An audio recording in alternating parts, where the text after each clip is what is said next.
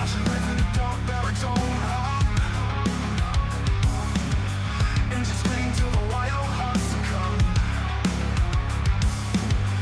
Virtual roads where the asphalt sweat fire,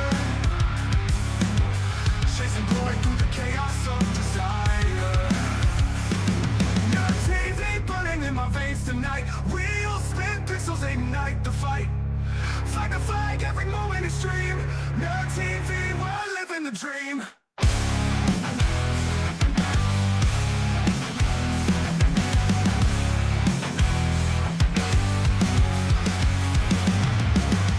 Roaring engines, pixels bursting like flames.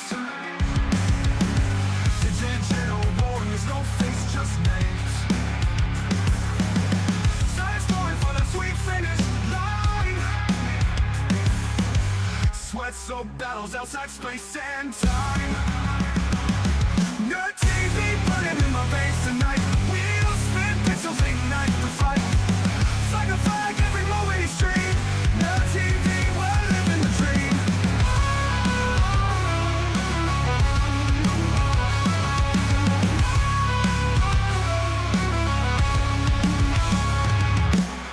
Roaring engines, pixels bursting like flames.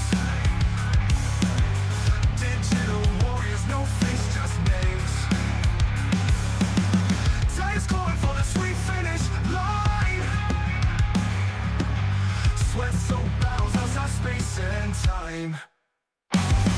No TV burning in my veins tonight. Wheels spin, pixels ignite the fight. Flag to flag, every moment extreme. No TV, we're living the dream.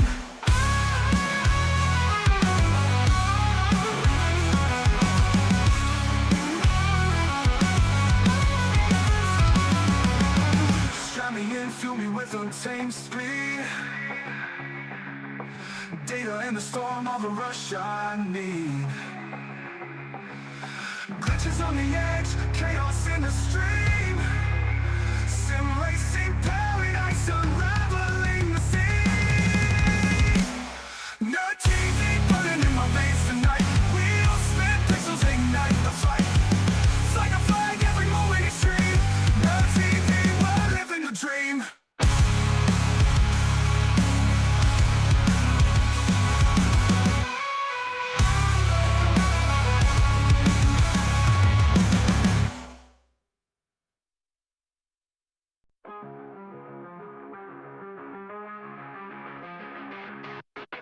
Flashing lights in the dark baritone hum. Engines scream till the wild hearts succumb. Virtual roads where the asphalt sweat fire, chasing glory through the chaos of desire.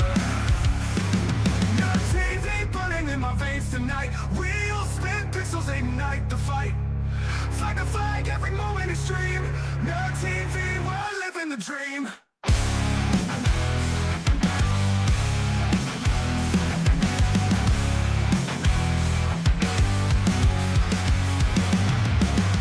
Roaring engines, pixels bursting like flames. Digital warriors, no face, just names. Science going for the sweet finish line. Sweat-soaked battles outside space and time. Your TV burning in my veins tonight. Wheels spin, pixels ignite the fight. Flag to flag, every moment extreme. Your TV, we're living the dream.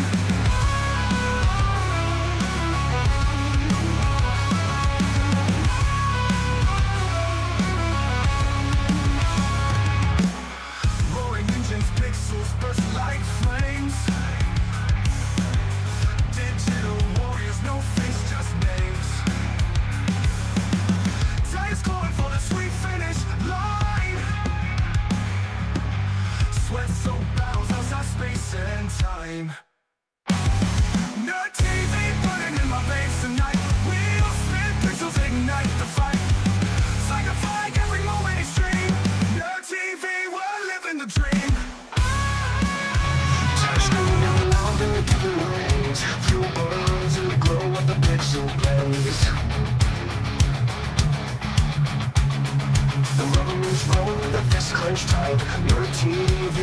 of the endless night. Fight to fight, we live the speed. No TV feeds our endless need. Heartbeats pound and engines cry. Best broadcast under the virtual sky. Turn the wheel, feel the breakneck roll. Sim racers tearing through the thunder soul. Gear shifts crack like a lightning storm. Digital warriors breaking the norm. Turn the wheel, feel the breakneck roll. Sim racers tearing through the thunder soul.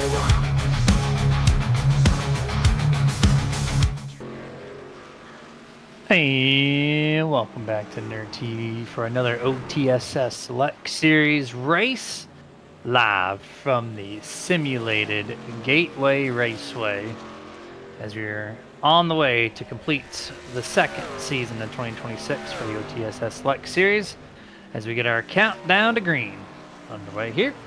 Presented by, of course, Icon Apparel Company, which you can suit your own esports team, fully head to toe almost, with Icon Apparel stuff. Fully customized, printed, everything from hats, shirts, gloves, you name it, they got it. IconApparelCompany.com. And here is the newest graphic on the broadcast. Their track information. Clear skies, fixed setup. You see the 77% degrees Fahrenheit in air temp, 98 degrees in track temp, 12 mile an hour. That's kind of up there here for the Gateway area. And there's your 3 green, white checkered temps, 3 additional sets of tires, no fast repair, and 100% fuel rounds out the race information here this evening and weather. My name, of course, is Jeremy Stanley, aka Jay Swifty on the interwebs, and Dustin Loxton, aka I think I went through 5 names last time with him. He told me I was too long of a list, so we're just gonna call him Dustin Loxton, the drone flyer, this evening. What's up, man? Here for another race for OTSS. Should be a good one. Very similar to last week in track configuration. Another egg-shaped one. This one here, a lot wider, much flatter, and shorter than Darlington, but should be a good one for the RIP KFB 150. For those of you that don't know, we lost Kyle Busch over the past week. Shocker at 41 years old. Just turned 41 not too long ago. So big time shocker, Jeremy. And he had a legendary career and is going to leave a legendary legacy. The winningest driver across all 3 of NASCAR's series. No other driver has topped his win count amongst the O'Reilly, the Craftsman Truck, and the NASCAR Cup Series. Easy Hall of Fame ballot. No guarantee he'll be on the Hall of Fame next on the next ballot, and we'll get it in for due right. So for that, they will be doing a missing man formation. They're going to extend the start of this race by 1 lap, do the missing man formation. For those of you that do not know this, kind of similar to what the Air Force does in the missing man formation, when they usually have about 4 jets go and 1 takes off, leaving an empty space there where the jet would be. This one here, it's the pole sitter position. The entire inside row will drop back 1 position, leaving the pole position open as the missing man formation. So a very nice touch from the admins and the drivers over here at OTSS. Yeah, 1000%. We'll also do the lap 8 silence. I know it's a short lap Gateway, but we're gonna turn off our mics for 1 lap there on lap number 8 also, and then that'll be part of what we're gonna do on that end of things. But Dustin, these guys are at Gateway, second egg-shaped track in a row. What do we expect out of these trucks here this evening? We haven't seen too many short track stuff since their big update earlier this year. The action's picking up a little bit. Gateway is one of those very lackluster or very full of events. What spectrum of the race we're going to see here this evening? I'm hoping we're going to see something like what we did Darlington. Darlington went flag to flag. Fantastic race. A lot of good racing there. Amazing saves by a lot of drivers. The trucks were wicked loose coming off turn 2. Really bad. But I'm hoping that we get racing like this here. Corners are a little difficult. Inside line is typically the way you want to try to go, but you can run a lane up as well. So I imagine seeing a lot of that, but the corners are different. Turns 1 and 2 have a little bit of banking, 3 and 4 flat. So you're going to get kind of that mixture there, but it should be a good one, Jeremy. And with the racing season coming up to that mid-season break, we got tonight at Gateway, next week at Michigan, then we're a week off for the mid-season break. Points are starting to heat up a little bit and kind of shook it a little bit. Ross Tatum took the points lead. We talked about that after last week. Got a 3-point lead over Donnie Honeycutt. Tyler Honeycutt there in 11th, or 11 points behind. Will Busser, who is not in attendance tonight, is in 4th, 22 back, tied with Jacob Grant, who is also 22 back. So should be a good battle right now, heating up for that mid-season break before these guys re-rack it and restack it for 6 more weeks. Yeah, if I recall correctly, Will actually didn't show up last week either, so a little bit of a drop there on his end. We'll see if he can catch the rest of the season starting next week possibly, but we're going cameras off, full screen on. Qualifying is underway. This 5-minute session, it's already a half a minute in. As we're taking off, I was told by race control that Jackson Clark and Carson Osborne, I believe, both running nods to KB paint schemes, so keep an eye out on that. And here we go. Let's pick out some of these fastest drivers in practice like we usually do, like Ross Tatum, your points leader, also fastest in practice.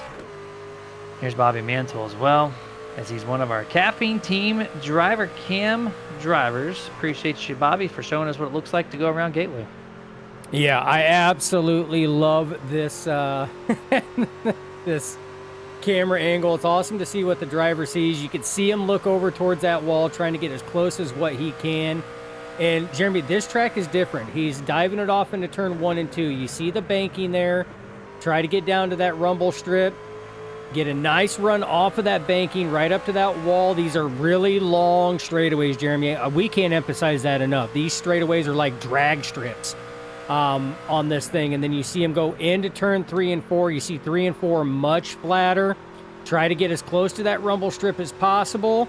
Nice shot off. You might see them diamond these corners a little bit to get a nice, good burst of speed on corner exit, but solid lap by driver number 89, Bobby Mantle. Yes, all out there. And turn 1 and turn 2, it's actually slightly progressive banked, if you will. I don't know who all knows that, but the second lane up top has a 1 degree difference compared to the lane on the bottom. So there will be some type of multi-groove racing up there this evening, as that is the lesser of the 2 radius corners, if that's even a word.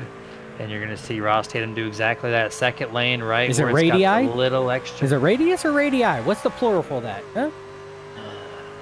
You know, could be like a mouse-mice situation. It could be radius, radii.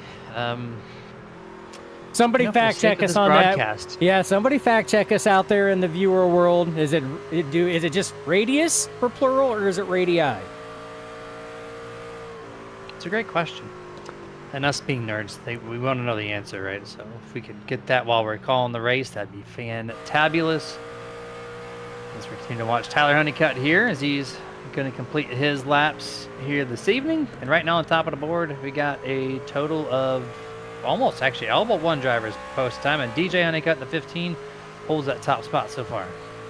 Holds that top spot so far. You still got defending champion Tyler Honeycutt out there right now trying to rip a hot lap, trying to get that done. Hill has plenty of time. Like you said, 1 driver and not posting time so far. The 25 of Abram Ghostin not posting a time as of yet. He still has time to do so, Jeremy, but if he doesn't get out there soon, I don't think it's going to happen. And right now we see Tyler Honeycutt ending his run. And as it sits right now, unless Abram Ghostin gets out there and pulls a hot lap, it looks like DJ Honeycutt is going to be your Victory Fuel Pole Award winner for tonight's event.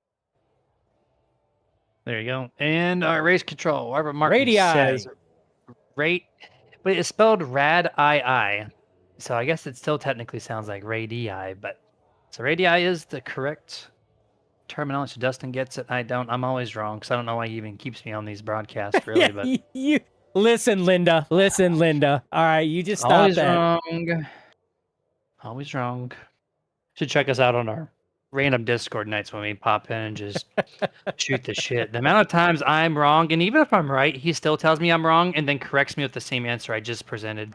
It's really terrible out here. Facts. In the nerd world. That's facts. You know what? We do. We give you a hard time, Jeremy, but we only do that because we know that you are so mild tempered that you take it and you just roll with the punches, and we all giggle about it and then move on. It's true.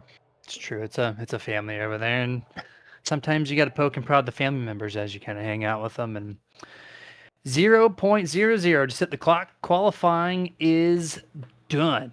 So DJ Honeycutt does take the top spot here. We're going to give them about 15 seconds or so. They're going to start lining up here on the front stretch, I do believe, here at Gateway. And a reminder, this is a 120 lap race. It is actually 119 because there's no passing to be found on the first lap. That is the missing man formation. So you're going to see the green flag and you're going to see the drivers not press the go pedal. And that's for a particular reason here. So I think Dustin, they're going to be going on the track any moment. There we are. We got a majority of the field up here. So let's go. Starting lineup. Presented by Brez Coffee Co. Starting grid here. DJ Honeycutt and Donnie Honeycutt. Taking P1 and P2, row 2. You're going to find Joshua Altis there in the Forever Rowdy scheme, and then Jacob Grant to the outside in P4. Fifth place in row 3 is Jason Pick. Tyler Honeycutt rounds out the row 3. Row 4 will be Paulie Torrance in truck number 6. Bobby Mantle starts in 8th. Row 5, Ross Tatum, points leader in 9th place. Danny White rounds out the top 10. Row 6, Jonathan Hammond there in the 92. Starts in 11th. Logan Brakey starts in 12th. 13th, you'll find Jonathan Gaston. To his outside in 14th, Stephen Abased. Row 8 and 15th. The 54 of Caleb Smith. Jared Hammond starts in 16th. Row 9 and 17th, you'll find Brad Miner. And to his outside, Carson Osborne. In 18th, 19th is EJ Luna. In 20th place, Mr. Ronnie Hurst. Row 11 is going to be Jackson Clark in 21st, Dave Harrington in 22nd. Row 12, Mr. Steven Rada. To his outside, Alejandro Khan in 24th. Row 13, you're going to find the other Harrington, Chris Harrington in 25th. Abram Ghostin starts in 26th, and that is your 13 complete rows here this evening. They're going to go one pace lap, one missing man formation, and then we'll get the green flag in 2 laps. And actually, they're going to do it for us. They're not going to throw it because they're going to extend it early, Dustin. We're not even going to get the green flag, so we're going to get all 120 laps in. Absolutely, yep. As you see down in the bottom left-hand corner, the iRacing I flag caution, race control. Mr. Robert Martin threw the caution to keep it from going green flag instantly, and they are going to do that missing man formation up front. You already see that right now. Inside row is empty, leaving that single first place pole position for the one and only known as the Rowdy one, Mr. Kyle Busch. Yeah, so Jackson Clark and the 93 Carson Osborne rocking Kyle Busch fonts. We saw Joshua Altis rocking a Forever Rowdy logo on his very interesting colored truck. Almost looks like the yellow M&M's car, color-wise, not design-wise. But so there's a couple of different drivers out there kind of putting their own little spin on things here as we're about to cross the line here. So they already kind of got the formation going, Dustin. You see that gap P number 1 slot empty. And that is for Mr. Rowdy Busch. Yeah. Sad week in motorsports. And Jeremy, I think what really sent chills down my spine was just the week prior. He won in the Craftsman Truck Series at Dover. And during his interview in Victory Lane, he made the comment, the interviewer asked that he gets so excited about each and every victory, and he says it's because you never know when the last one is going to be, and that was his last one. That just goes to show you that life happens much faster than anybody can anticipate or expect. Your larger-than-life figures also are human, and they also have this thing called biology that can just strike at any moment in time. Just within 2 weeks, went from perfectly healthy to the complete opposite end of the spectrum there. And so, yeah, and actually I looked it up too. The last win at Gateway was almost 2 years exactly today. June 4th in the Cup race, he won here. So it's 1 week away from today. Would have been that mark for 2 years. And we're going to be racing here tonight. Pace truck should be pulling down right now, or at least when they cross the, there we go, in that little section, if you will, to get to pit road that the drivers will not be using. That is off limits. That'll be a turn 3 pit road entrance here this evening. And green flag is out underway here for the 5th race of the season. And the 15 gets a decent launch. Donnie able to keep up with his teammate. Goes to the outside. 3rd lane up already. Going to dig the quick diamond effect. Trying to, a little wide on the cold tire. 3 wide in the back. The race lead remains side by side.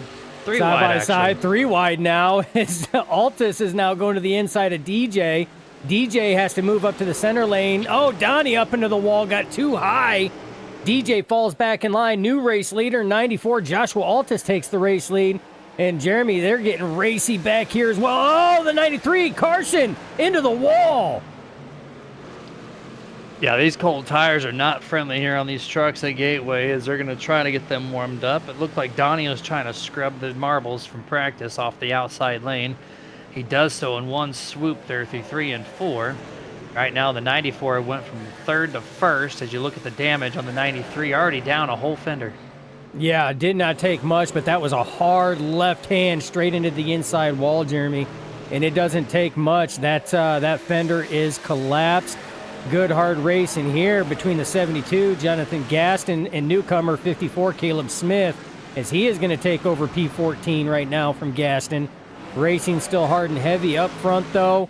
Side by side for about 10th place back there. Actually, a little bit further. That's going to be Logan Brakey. That's going to be 8th place. He was in a battle there with the 45 of Tyler Honeycutt.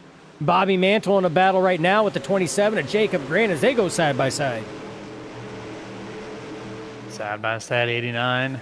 On the inside here, the 27, door banging down the front straightaway just by the nose. Jacob Grant gets that across the line, but Bobby's just going to throw it deep with some heavy brakes. Crossed over looking, not going to make it happen as Bobby makes it stick early on here. I don't know if you have it queued up, Dustin, on the events page, but let's take a look back at the 93 Carson slamming the outside wall, if we can. He's looking for it queued up as we watch the 53 and 89 side by side here through 3 and 4. There we go. Let's see how we can take a look at this little VHS rewind to bring it back. Actually, it's going to be forward. I It's lied. forward. Here we go. It's Okay. We're going to watch it here. We're going to bring it back. It's kind of crazy. The 36 Hammond hits the wall as the 93 is trying to squeeze the gap. Here we go. Oh! And for some reason, the truck just, and I don't know if it was EJ Luna, but the truck hooked left after he got squeezed on the outside. And you see how hard that slam was to the inside safer barrier. And it's at least several minutes to repair there for the 93. Yeah, and I imagine he's probably going to hold on as long as what he can. Try to get damage repaired if there happens to be a caution. Look at this nest right here, Jeremy. There's about 7 trucks right here, 8 of them that you could throw a blanket over. Hard racing led by the 92, Jonathan Hammond. He's got pressure from the 64, Danny White. EJ Luna in the mix there.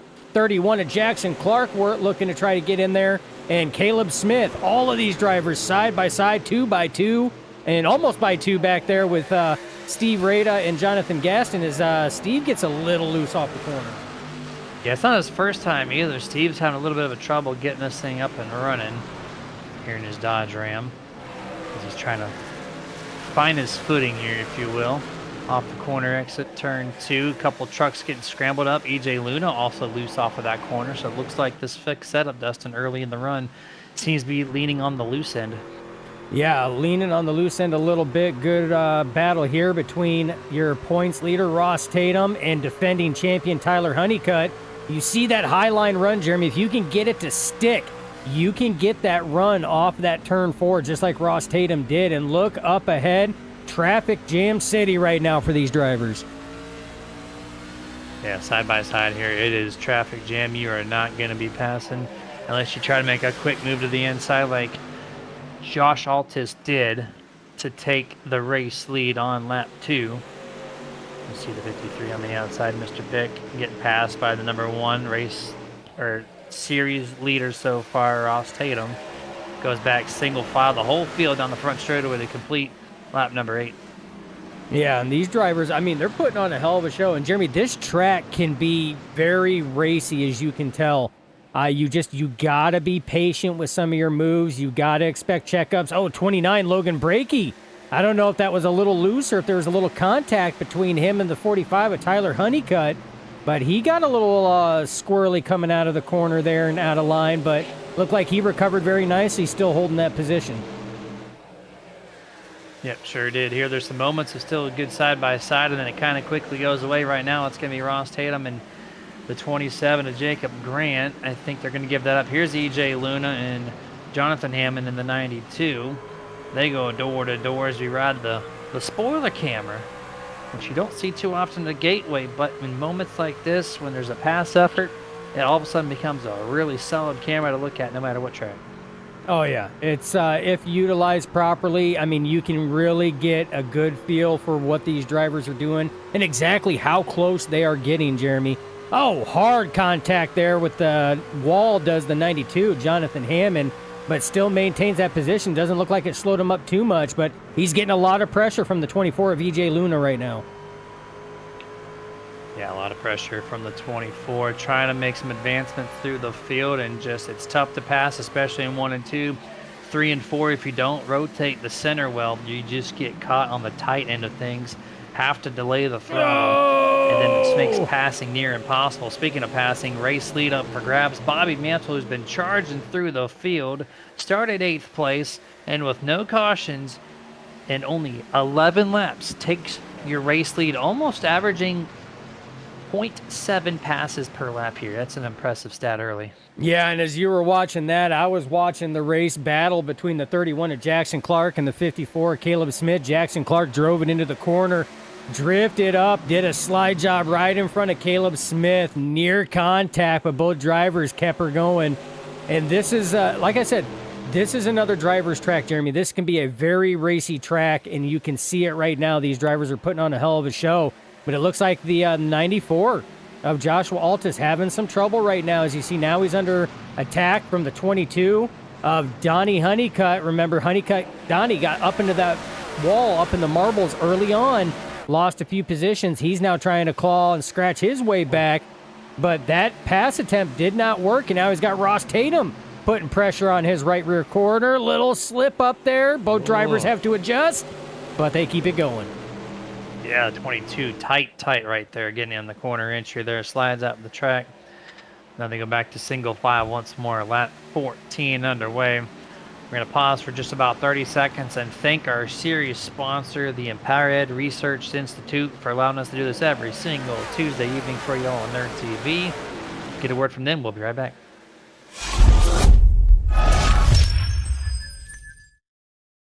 Education has the power to transform lives, and EmpowerEd Research Institute is helping lead the way. Through research, innovation, and collaboration, we work to strengthen education, expand opportunity, and spark positive change in schools and communities. EmpowerEd Research Institute, powering the future of learning.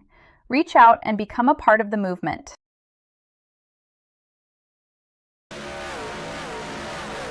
And thank you, EmpowerEd Research Institute, for doing what y'all do, sponsoring this league and making us do this on Tuesday evenings. We missed the lap 8 marker, so we're going to reset that to the Candyman days, number 18, lap 18. We're going to aim for that. So in the next 2 laps, we'll go 1 lap of silence for the last little section there to remember the legendary Kyle Busch. Here is lap 16 underway. Majority of the field single filed still. Bobby Mantle got to about a 4 truck length advantage. And then Dustin just kind of hit a parachute. Maybe he hit the go pedal too hard too early. He's got the lap sled. How long will it take for him to fall back to these hungry drivers? Yeah, and DJ Honeycutt's been hanging strong. He's been staying that 4 to 5 truck length distance away. Has been doing a fantastic job. doing it. And Bobby Mantle might have hit the jets just a little too early, maybe had to work the traffic a little more.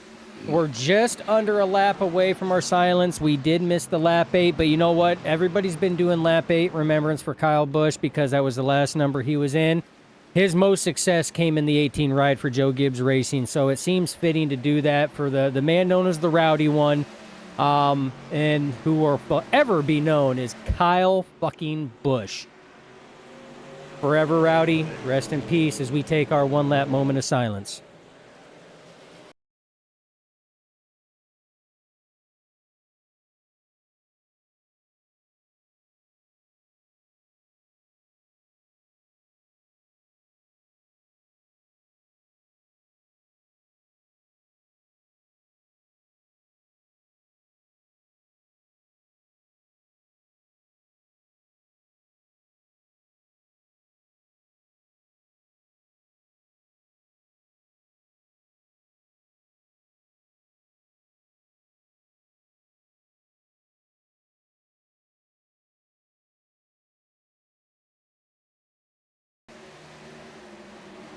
There it is. Lap 18 moment of silence. We got it in for the Candyman number, which Dustin in the pre-race said that was his most successful number. And so I think that's actually more fitting, but I was like, well, I usually harp on Dustin for doing everything real life stuff. He likes to mimic everything in the real world, but I was like, you know what? Everyone's been doing the 8. Why don't we do the 18? And so I was like, well, that's not a bad idea. And we forgot lap 8, so we had to do it on lap 18. So we got it in. We did get it in, and probably one of the only times during the broadcast that you are going to hear us drop the F-bomb. So for those of you that are watching that may have kids, we do apologize. I know that has been asked in the past because I know parents, grandparents who are watching kids of people that are driving. They didn't want their kids to hear that. But in this scenario and in this case, we make an exception on something this meaningful and somebody that's made that much of an impact in real life racing. And Jeremy, I mean, heck, we grew up watching this kid. I mean, we literally watched him start racing in the truck series at 16 and then had to wait because NASCAR instituted the rule where you had to be 18 in order to start competing full time in the truck series. Like he is forever part of our history, just as Dale Sr. Was and always will be as well. So, in this scenario, again, we apologize, but that is one time that we will drop the F-bomb as I did. As I proceed to say it in the next 5 times this broadcast. Just kidding. We will not. As we're kind of looking on board through some of the traffic here, 22 laps into this 120 lap event. So we just passed that marker from 100 to 99 at the 22. Donnie Honeycutt, by the way, this driver has been loose off of turn 2 solidly. I think the 3 of the past 5 laps. I don't know if we've caught them all on camera, but this man who started all the way up there in second place has fallen outside the top 10, or at least at 10th place as he crosses the line this time. We'll see it. He's currently 11th place, so he's dropped 9 positions, and turn 2 seems to be that troublesome corner for this 22. Turn 2, 22 having problems. Yeah, it's not just loose. I mean, we've seen him get tight as well in turn 2. It was at the apex of 1 and 2 and through 2 where he got up in the marbles and scraped it.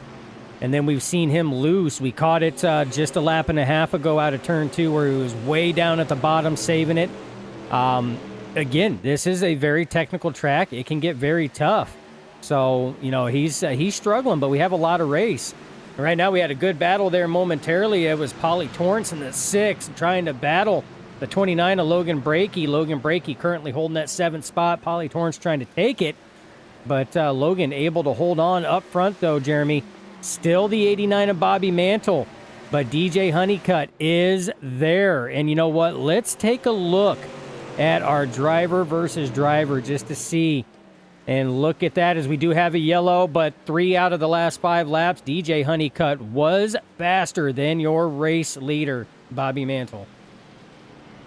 This caution coming on the backstretch here, and it looks like Steven Rada, truck number 3, going to be the one to bring out the caution here. Turn 2, troublesome corner for truck number 3. Drifts it up high, gets close to Alejandro Khan. It looked like he was going to get loose regardless, but Alejandro hits the wall. Steve trying everything he can to save it, overcorrects it in front of the 66, and it instantly triggers the caution for the first time this evening. Yeah, but excellent save, and we're going to go back and watch that in real time as well. I mean, it's the no. Apparently, I'm going to hit the live button like a doofus. Nice. We're going to watch that in real time. So he gets loose, overcorrects it, but locks it down, spins it back down the track, doesn't hit anything, no damage done to that truck there, with the exception of those tires completely flat spotted and just shot all to crap right now. But I mean, excellent truck control there to keep that thing clean and off the wall, Jeremy, because you do not want to damage truck at a track like this here where all 4 corners are different, the banking in each set of corners is different, long straightaways. So he's going to get in, get himself another set of simulated Goodyear sneakers on that truck, and get back out there and try it again. Yeah, thankfully there was the airplane wing Judd out there on the back straightaway to help Steve assist him and not hitting anything out there on the track. And this also gives the time for the 93 of Carson Osborne to get a left front fender potentially patched up on his Dodge Ram. Get the thing back and running to optimal speed as you're watching everyone file out of pit road here. No penalties so far on this first pit stop of the evening, just past the 100 lap left to go mark here. As we're looking at the 89, Mr. Bobby Mansell came down pit road P1 and will exit also P1. DJ Honeycutt second, Ross Tatum third, Jacob Grant fourth, and Tyler Honeycutt is going to be your top 5 on this restart coming up in a lap and a half or 2 laps. Yeah, and it was a close battle off pit road, too. Bobby Mantle just barely got by the line there and got the position over DJ Honeycutt on that one. So, and actually, Jeremy, it looks like we may have some penalties on this one as the 89 and 15 are dropping back right now. Looks like pit road speeding violation, which in NASCAR's rulebook and iRacing's is an end of longest line penalty. So both drivers will be going to the back, and that's going to be tough because it's going to be a lot of hard work to get up and pass. This track can be tough to pass at. And that is going to give your race lead up to your current championship points leader, Ross Tatum and Jacob Grant, and that 27 going to be your starting front row on this restart. Of course, I had to speak too soon. Remember at the top of the race, I said I'm always wrong, Dustin. I said no penalties. I'm telling you, I didn't say you were wrong. iRacing said you were wrong. That's fine. My wife tells me I'm wrong. You know, it's just all wives do that, man. Mine does that too. That just comes in the territory. I've never had the video game correct an individual before that quick, so you know I'm ranking pretty low here on the correct totem pole. His pace truck is down, zebra cakes at the ready, and we got a great launch there from truck number 1, Jacob Grant. Decent launch to keep almost the 45 the 94 and go side by side. Oh and yeah, minor. No. Ooh. Staying green flag somehow. Is race control going to throw the yellow on this one? There we go. Caution's out. And that's a natural iRacing caution. They didn't know. On that one. Well, and the thing was they were on the backstretch, and Joshua Altus didn't know. He was trying to stay still because Brad Miner had his truck faced forward, and Brad didn't know if Altus was going to move. So they were both just kind of at standstill. We're going to go back and take a look and see what transpired in this one here. This is a weird one. We're going to have to change the camera angle. It's a domino effect throughout the whole inside lane, stretching, I think, all the way. Oh. I can't tell if it was started by the 36 of Jonathan Hammond. I think it was. Watch the blue truck. You see the gap right there in your screen now. There's a gap between him and the 66. He hits the brake. Bobby runs into him. There's a lot and of then gap. Carson hits the brake even harder. DJ hits him. Josh goes to the outside. Steve Rada slams him. crosses the 94, back to the inside. Bradley just trying to get out of the way and just gets T-boned. Kapow. Shoots Joshua further up into the inside wall. Steve just kind of locks it down, drives on through. And that was a domino effect from like 6 trucks deep on that inside lane. Yeah, and that's tough. I mean, there was a lot of space between the 36 of Jared Hammond and the truck in front of him. And I mean, at that point in time, I mean, the leaders had hit the green flag and just like the back half of the field didn't hit the loud pedal and start going. Bobby Mantle sat here and seen the green flag, went to hit it, but the 36 wasn't going, so he had to check up. Then DJ behind him had to check up. Remember, Bobby and DJ back there because of pit road speeding violations. And then the 94 of Altus trying to get out of the way.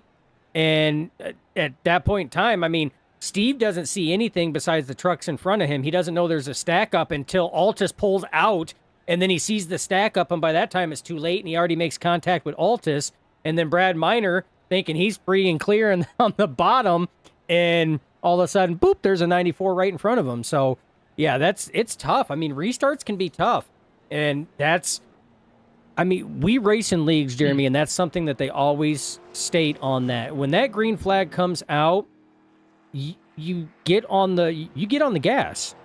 You know, as long as the truck in front of you is not, standing still, I mean, you get on the gas, and theoretically, everybody receives the green flag at the same time, so everybody should hit the gas pedal at the same time, which theoretically would mean that there shouldn't be any stack-ups, but we still have them because people hesitate.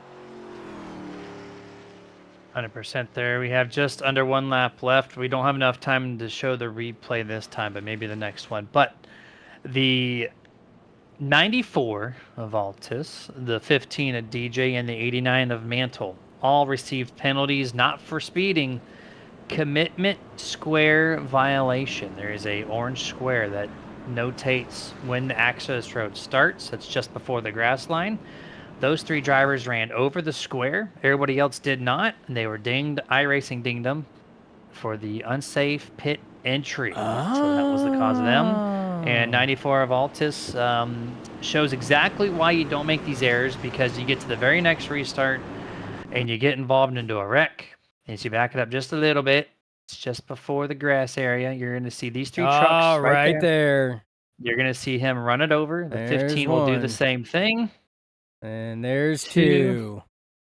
And here's 3. There's 3. Oh, man, that's tough. That is real tough. As we're back to green flag racing, Ross Tatum up front right now, leading the way. Jacob Grant behind him. Logan Brakey in third. Those 3 lined up nose to tail straight line. Your battle right now is for that 4th position. Tyler Honeycutt, EJ Luna.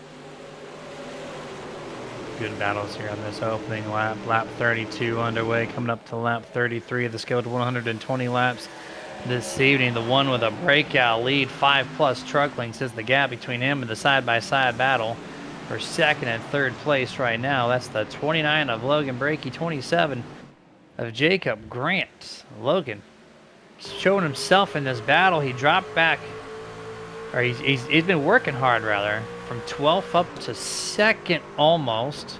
It's a good job by Logan to get himself into the top 5. Yeah, and these 2 have been battling it out now for about the last lap and a half. Side by side through the corner.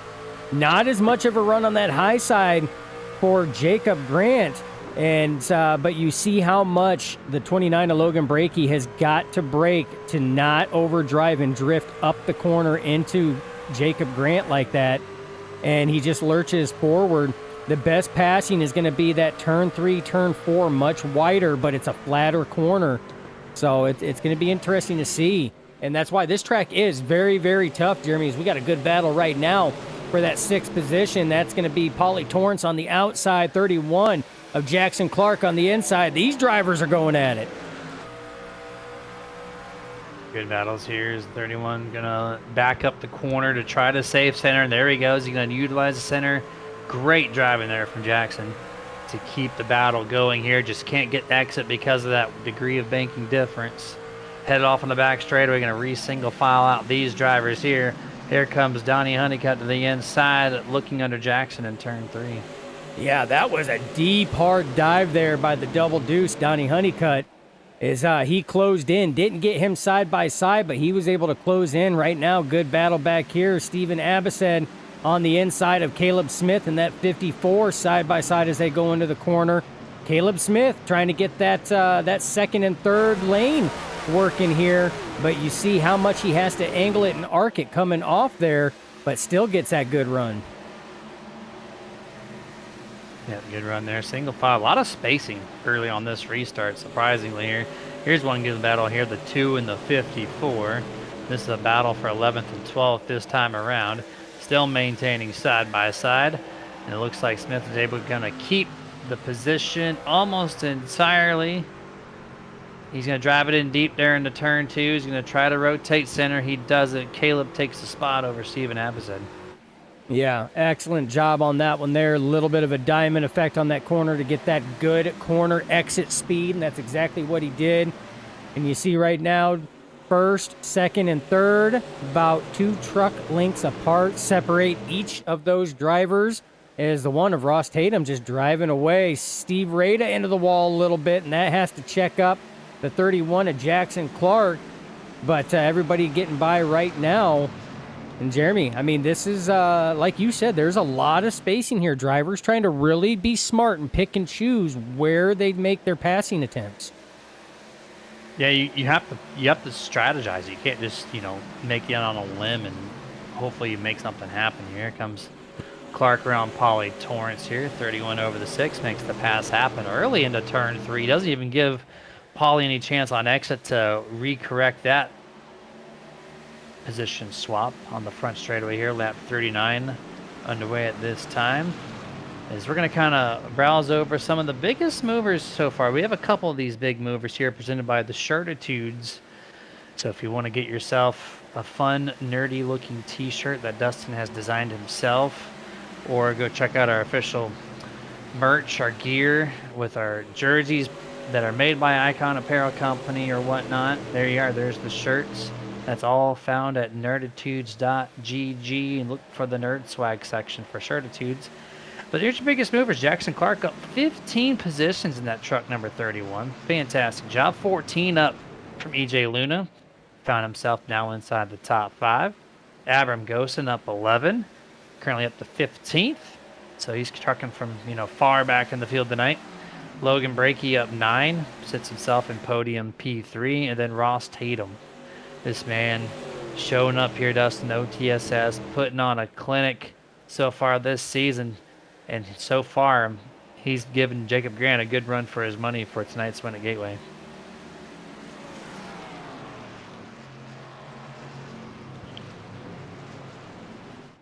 As you're looking through these guys going through turn 2. Not sure if Dustin missed the transition there, but we're going to run it down the back straight away here. Side by side goes a couple of these drivers. Looks like the 22 is going to beat Jason Pick into turn 3. The 53. Oh, Justin's back. How you doing? I have kids, folks. I have kids, so I try to mute when they try to come in and out of the office because I have kids that are on the spectrum, and they don't understand that Dad's trying to broadcast, so I try to mute so you don't hear it. And me being a dummy, I forgot to unmute, so I apologize to you. What was it? Heath's? No. What was the wrestler that I have kids promotion for like a year solid? The one who lost like 1 million matches in a row. If you're a wrestling fan out there. I remember who you're talking about. Yes. Heath something. Heath Slater, I think. Heath Slater, thank you. Yep, there it is. So I have kids. That's the promotion that Dustin's going to go with tonight. Sponsored by nerditudes.gg. What I was trying to say. Kids t-shirts here tonight. Right. What I was trying to say. I was saying it just wasn't coming through. But these are big moves. Up 15, 14, 11, 9, 8. That's huge gains by these drivers at a track that can be very difficult at passing. And hats off to these guys. They're putting on a hell of a race right now. And speaking of race, that race for the lead is closing up right now. Jacob Grant is truck length away from your current race leader, Ross Tatum. And Jeremy, he's been out of the last 5 laps. He has technically been faster 2 out of the last 5, he being Jacob Grant. 2 out of the last 5. Even though, I mean, that lap 42 is a 0.000. In iRacing, they go another digit after that. So that is insane. Not one of those times posted are in the 10th of a second range. They're all in the 100th of a second range, including your flat 0.000. correct. That is just, I know it's a fixed setup, and everyone has a little differences in their steering ratios, in their brake biases, but the fact that they can run 5, 6, 7 laps consecutive, not even at a 10th of a second difference, to me, these guys are just locked in on rails, almost literally, as we're watching some battles on the, actually this is P3 and P4 up for grabs. Logan on the outside, Honeycutt on the bottom, looking into turn number 1. We're going to see if Logan can utilize that third lane, that diamond pitched maneuver to utilize the upper banking, and there he goes, takes the spot, or at least keeps the spot away from the 45 of Tyler. Yeah, and Logan Brakey got a little loose about a lap ago off turn 2. We've seen that a couple times now, and that has allowed Tyler Honeycutt to close in ever so close, and they are super close right now. And Tyler trying to do everything he can. This side-by-side racing, though, is allowing those leaders to stretch out their lead even further. And there you see Logan Brakey. He's going to pull high, try to get that run on corner exit here on that high side, and look at almost like he shot out of a cannon, just lurches forward. Great stuff there. Back to single file goes the 45 and the 29. 2 seconds is the gap between these two and your race leader. There's EJ Luna, one of your biggest movers tonight as well. He's trying to crack 4th and 3rd place. He's got the truck. He's waiting for these two to come. Oh, we got a wreck almost in the back. Steven Abbaset all out of shape there. DJ Honeycutt, I think, is the other driver that made contact possible at the back end of the truck number 2. It was DJ and Steven. And it looks like they get it all straightened out.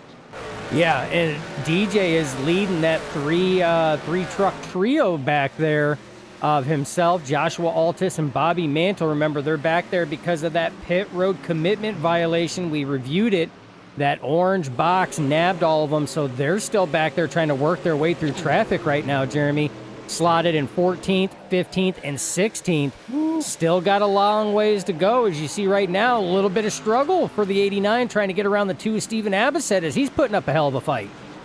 Remember, he passed 9 drivers in, 7 laps roughly? Or no, 7 drivers, 9 or 10 laps roughly, and had a fantastic job doing so. But starting this time all the way in the back, he's up like 8 to 9 positions, but struggling, Dustin, with a loose handling truck here as we're approaching lap 50 of the scheduled 120 laps to go. We're mid green flag run. We're going to take this time to thank our partners here at the Nerditudes headquarters here, and I'll be back here in just a couple minutes after a word from our sponsors.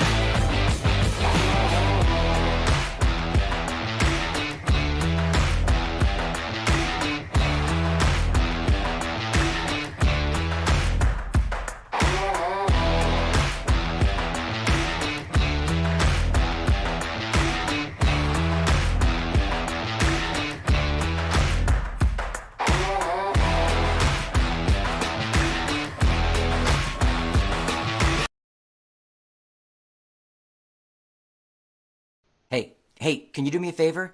I'm really hungry, but I'm trapped in here, and I dropped my last piece of boozy jerky on the floor. I can't reach it. Would you mind grabbing me a bag of the most tender, flavorful booze-infused jerky on the planet? I promise I'll pay you back. I mean, I'd eat my piece, but I can't reach it. Oh, actually, I got it. Oh, it's so good. It's so tender, so flavorful. You should really pick yourself up a bag. But if you do, you can't eat it in here. Now, this is my spot. I own this spot. Boozy Jerky, the original booze-infused beef jerky with a pair. Now available.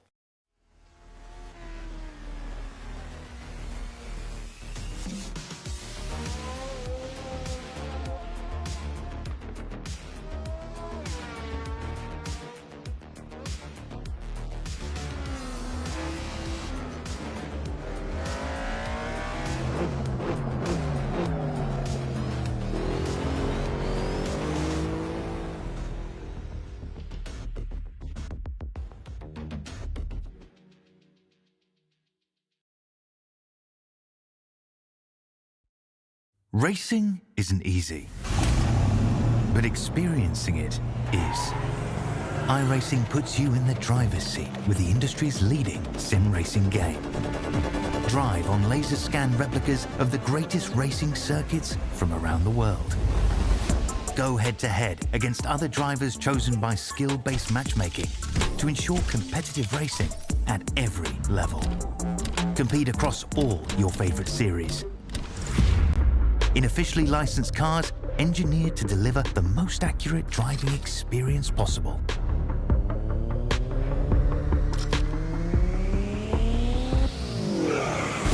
Join a race or host your own with players from across the globe. Race against the computer or in a league with friends. Feel the thrill behind the wheel. Visit iRacing.com.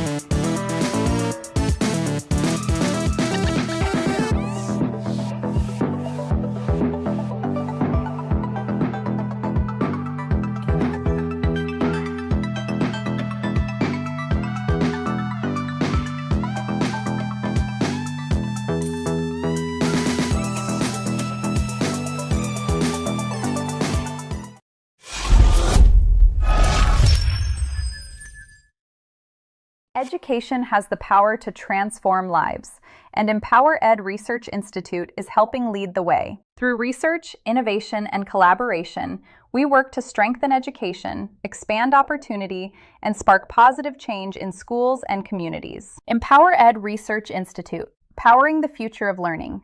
Reach out and become a part of the movement.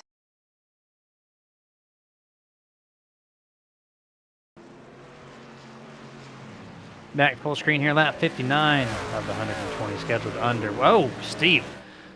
Welcome back to the... Oh, we got someone smoking up front here. We got the 3 trucks slamming the wall. Who's the one on fire up in the front half of the field?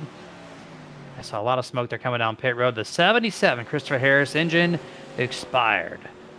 And his truck, good night to Mr. Christopher Harrington. How does an engine expire at Gateway, Dustin? Best You don't bets. shift here, right? Well, I mean, it could be an accidental money shift on that one. If he didn't get into the wall or anything else, and we got to go way back. Drive it over a lap like this? What's Christopher doing out here? Oh, there it is. Okay, so right off of turn 2, so maybe it is a money shift. It very well could be. Gotta get a view of the RPM gauge.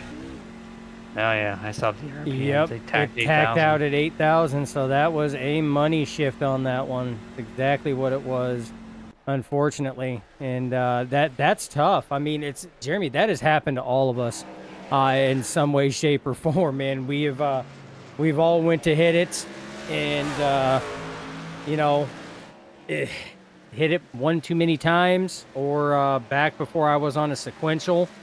You know, I had H pattern, and I would try to go from fourth to third, and for whatever reason went from fourth to first. I mean, it happens in the heat of the moment. That's a tough break for the doctor himself, but that is going to end his night tonight here at World Wide Technology Raceway. Yep, that is it. Not repairable at all. So there's that. As we can, no, that's a 15. Is that DJ just slapped the wall this time there? We talked to Steve a little bit during our commercial break, Dustin, and he said the truck was tight. And I was like, how? It's been loosey-goosey all night long, and that's now twice now we've seen trucks slam the outside wall of a turn 2. We usually seen them loose, but I guess the conditions, the track's rubbered in a little bit. I guess the heat's built up more, and it's made these trucks a little more on the tight side as the run progresses. Yeah, and I mean, it very well could. I mean, you know, that there are 3 sets of tires here for 120 laps. Some drivers may be trying to extend a set of tires to try to leave one in the pits. You know, we have seen that play off a number of times for your defending champ, Tyler Honeycutt, and he has marched through the field and nabbed a couple wins. I just saw, Jason Pick door slammed a 31 Jackson Clark entering turn number 3. I guess the tightness on the inside of 3 is even getting to some of these drivers as they now go back single file. That could have been a collision there, or a wreck rather, into turn 3. It was not the case. Jackson going to try to chase him back up the track here just a little bit. Diamonds it, which 31's been really strong in 1 and 2, and sometimes like this he's able to even keep the momentum running through the back straightaway. Yeah, and I mean, you can pack the air on the left rear of these trucks. Remember, they updated these trucks last fall, and they have very similar physics and aerodynamics to the Gen 7s. And you can slow a run if you pack that air in side draft. It will actually slow the momentum, allowing the driver to control that run that the other drivers get. You know, we see that a lot at Daytona, Talladega, but anywhere where draft can play a factor, like, say, for instance, down these long drag strips known as the front and back stretch here at World Wide Technology Raceway, it can still be utilized. 100% here, and I think last week we forgot, at least on Thursday, we forgot to fly the drone camera. So let's take a look at Gateway from the Boozy Tipsy camera here. Boozy Jerky, beer infused beef jerky. As we're gonna take some of that as we go. We go nothing. We go nothing. No, oh, there we go. There she flies. I'm a little rusty, Jeremy. We had such a good race at Darlington that we didn't realize we did not fly this thing until well after the race was done, and we're like, crap, we didn't even hit the Boozy Jerky cam. Yeah, Dustin needs to get his license back up in full usage, and that's what he's doing here at Gateway as we're looking at Polly Torrance trying to imagine racing in real life and seeing a drone pass user going 100 mile an hour plus on the front straightaway of any track. That'd be a sight all by itself. As now we're going to stare at him and laugh at him as we pass him. There's some good shots though around this track. Yeah, this is a track you can get some really, really good shots at with a drone.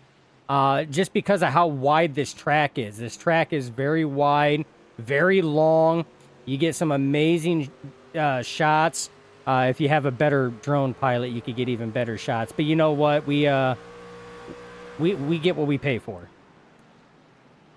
And we get snow-free beef jerky by flying this camera. But yeah, no, the shots are great here. Don't hit the catch fence, Dustin, please and thank you. As we're going to fly back down and potentially land this plane back to one of these trucks. Let's see how well he can land it. Landing strip initiated, the pad. Look at that. Just beautiful landing. 10 out of 10. Even while eating beer-infused jerky, we can still get it done. And a very nice lap 69 is currently underway. Speaking of getting it done, Jeremy, Ross Tatum has not looked back since taking this lead. Remember, he acquired this lead. Now, granted, he was up in the top 3, top 5 by virtue of driving skill, but he acquired this lead back under the first iRacing iFlag caution when Bobby Mantle, DJ Honeycutt, and Joshua Altus got the pit road commitment cone violation and had to serve an EOL.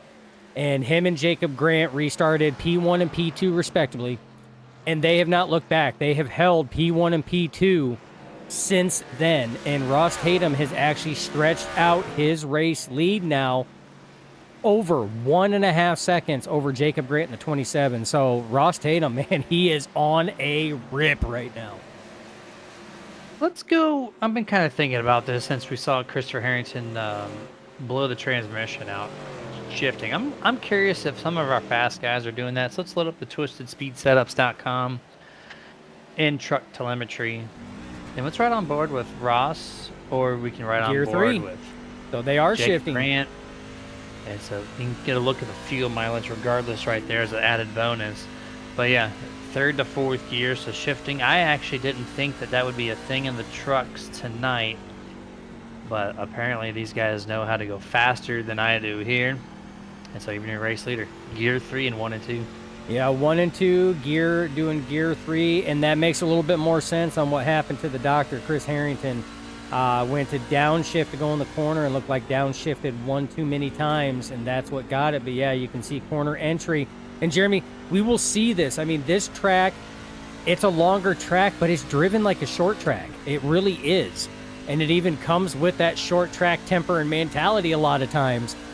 So it's not uncommon to see these trucks downshift, especially into 1 and 2. And you see them downshift there going into 3. Because of the way these corners are, 1 and 2 are much tighter, kind of like a Martinsville.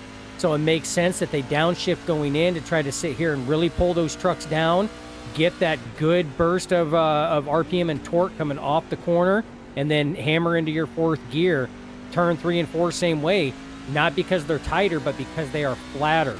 So think of like a New Hampshire style, corner setup when it goes into 3 and 4. So, I mean, not surprising. And look at the data too. Ross is actually, he's really utilizing the transmission to slow the truck down into 1 and 2, which in the virtual world, there's no transmission wear. I mean, of course, you can high RPM it and money shift it like we saw the 66 do, or 77 rather. But when I see Jacob Grant on pit road, he gave up 2nd place. So it looks like these guys are starting to make their way down pit road. 2 drivers in on this lap on 74. But as I was saying, when you utilize the transmission to brake for you, you actually save and cool down the brakes more than what you did applying the brake pedal. And that's important because that saves you on tire heat, which tire heat makes your truck tight. And if you're already tight on the long run, you don't need it any tighter. So yeah, utilize that gear to slow you down, save the tire heat, and that prolongs your long run. Oh, 100%. Like I said, I mean, it's these drivers know how to get it done, Jeremy, over here at the OTSS Select Series presented by Empower Ed Research Institute. These drivers, we have called and produced a lot of shows, Jeremy, nearing 500 or 500. over 500. I mean, it's there. And these drivers have produced some of the best racing that we have seen over our years of broadcasting. And I mean, for good point. I mean, look at last week, Darlington, flag to flag. Look at all the near wrecks that could have been that never did happen because of the driving ability. So, I mean, these drivers put on a hell of a show each and every week. So they know how to get it done, Jeremy. At this point, I don't question anything, just like it's the running joke of when a driver says they suck at a track, and I say I don't believe it because they always show up and just, I mean, perform, phenomenal. So No, these guys never need to tell us that again, because every time they say it, they're completely wrong. So kind of waiting on the race leader. Got a lot of little side-by-sides here. Of course, as the tires are new and old combination, you're going to see a lot of weirdness go on here as they cycle through. EJ Luna off pit road, Polly Torrance on pit road. And that's it for this lap here on lap 77. Looking at Logan Brakey there, Donnie Honeycutt side by side with DJ and Jackson. Going for a position here. And right now Ross Tatum still leads 4 seconds over Tyler Honeycutt. Then Donnie, Logan, Breaky's down pit road. This time he's going to give up his top 3 spot. Now Honeycutt's hole 2, 3, 4. Yeah, coming down pit road, lap 78. I mean, Jeremy, as we look at it, we're, 50 laps away from the end of this race, give or take. I'm not going to sit here and try to quick math it, but race leader now coming down. So, I mean, if you think about it, the fuel stint they can get 56 laps. Now, again, that's an estimate, because if these drivers are backing their corners up, it's going to save fuel. But at 56 laps, Jeremy, they can make it off of this stop. If it goes green, this is potentially their last stop down pit road. 3 wide on the front straightaway, 64, 24, 53. As they go back to single file momentarily here. That's the old versus new tires. There's a lot of trucks here, all clustered up with one another, slowing down the overall race pace as Tyler continues to stay out. Donnie continues to stay out. And Tyler's going to resume as your race leader. DJ Honeycutt breaking away one of the 3 total teammates there, coming down pit road on lap 79. Yeah, and we're going to see this each and every lap. You're going to see a driver now. This is a track, Jeremy, that they can come down by themselves. It's not gonna make or break. It's not a Daytona, Talladega, or that crapshoot called Atlanta now. It's not one of those. It's not a Michigan. It's not a Pocono. It's not a heavy drafting assisted track. So they can come down. So you're gonna see them sprinkle in, coming down, 1 this lap, 2 the next lap, 1 the lap after that, until that pit cycle happens. As it sits right now, we still have about 12 or 13 that need to come down pit road. About 10 now, as Jackson Clark in the 31, Danny White in the 64 are coming down pit road to the service of their virtual crew. Pit road continues to stay active, 2 or 3 trucks at a time. These 2 on pit road on lap 80, as here comes Alejandro Khan. He's making his way down pit road this time, which he actually, Dustin, might get dinged for the orange cone. He did run that thing over. We'll see if race control picked up on it. So it's kind of watching that. Clear cut that one. Oh, yeah, clear cut. He is going to get dinged on that one. Pit road commitment violation. Same thing that dinged DJ Honeycutt, Bobby Mantle, and Joshua Altus. So easy to do. Trying to get down to speed quickly here. We've seen a couple of close calls, at least I did. Getting on pit road, try not to drive in front of traffic while hitting the brakes. Looks like Donnie makes a great launch into the turn 3 access road to pit road. As we're just waiting on another few drivers or so to make their way on pit road. Busy, 4 or 5 trucks on this time. Yeah, as Donnie Honeycutt is coming down pit road now, that is going to give the race lead up to the 53, Jason Pick, as he is going to lead himself some laps tonight in the RIP KFB 150 over here at the OTSS Select Series presented by Empower Ed Research Institute. And if that wasn't about a mouthful, Jeremy. Yep, nope, that is 100% the case there. As reframing from the comments that I usually would make on that. It says Jason Pick on pit road here. Nice, clean entry. Oh no, Danny White slams the outside wall. Caution for the 3rd time this evening. Danny gonna cross back over. No contact. 3 total trucks with some sort of damage on this particular caution. And we just rotated the camera over and caught all of it. What led up to it, though, that's the question. Yeah, I don't know. We are going to take a look at it right here. 3 wide racing. And, Brad Miner just got loose coming out of the corner in the center, down into the right rear of Danny White, and he spins up the track in front of the 72 of Jonathan Gaston. All 3 of those trucks, man, that's tough. That one just came out of nowhere for Danny White. Like, he had no idea what was going on. Besides, he was inside until he wasn't inside. Then he was on the outside. Yeah, that was a heavy, heavy contact there, and he simply came over the radio and said, "I'm sorry, Danny." That was it. He just knew that mistakes were made, and now it's going to shuffle some of these drivers that stayed out late. They're going to come down pit road and find themselves tail end of the field here for the most part. Yeah, So well, we'll see what the mix-up looks like when they get all sorted out before the green flag. yeah, and the thing is, Jeremy, I mean, we just were going through a green flag pit stop. So essentially, I mean, I know it was a trickle over the last 10 laps or so, but almost every driver was on fresh tires there. So a lot of those tires may not have been up to temp, may not have been up to pressure. 3 wide going through that corner there. I mean, it increased the likelihood that a truck was going to get loose, especially off that corner where we'd been seeing them getting loose time and time again. And Brad Miner, just a little loose, was able to save it and correct it, but not before making right rear contact with the 64 Danny White, sending him up into Gaston. Damage. Let's load up the AI Chief patch-up report. We haven't loaded that up tonight. We got some drivers that have had some type of damage involved in this race tonight. You're going to see a total of 6 drivers on that list right now. Brad Miner leading the charge at 1 minute and 8 seconds. Whoa! 22nd place. And what's going on here in turn 4 under caution? I don't know what was going on.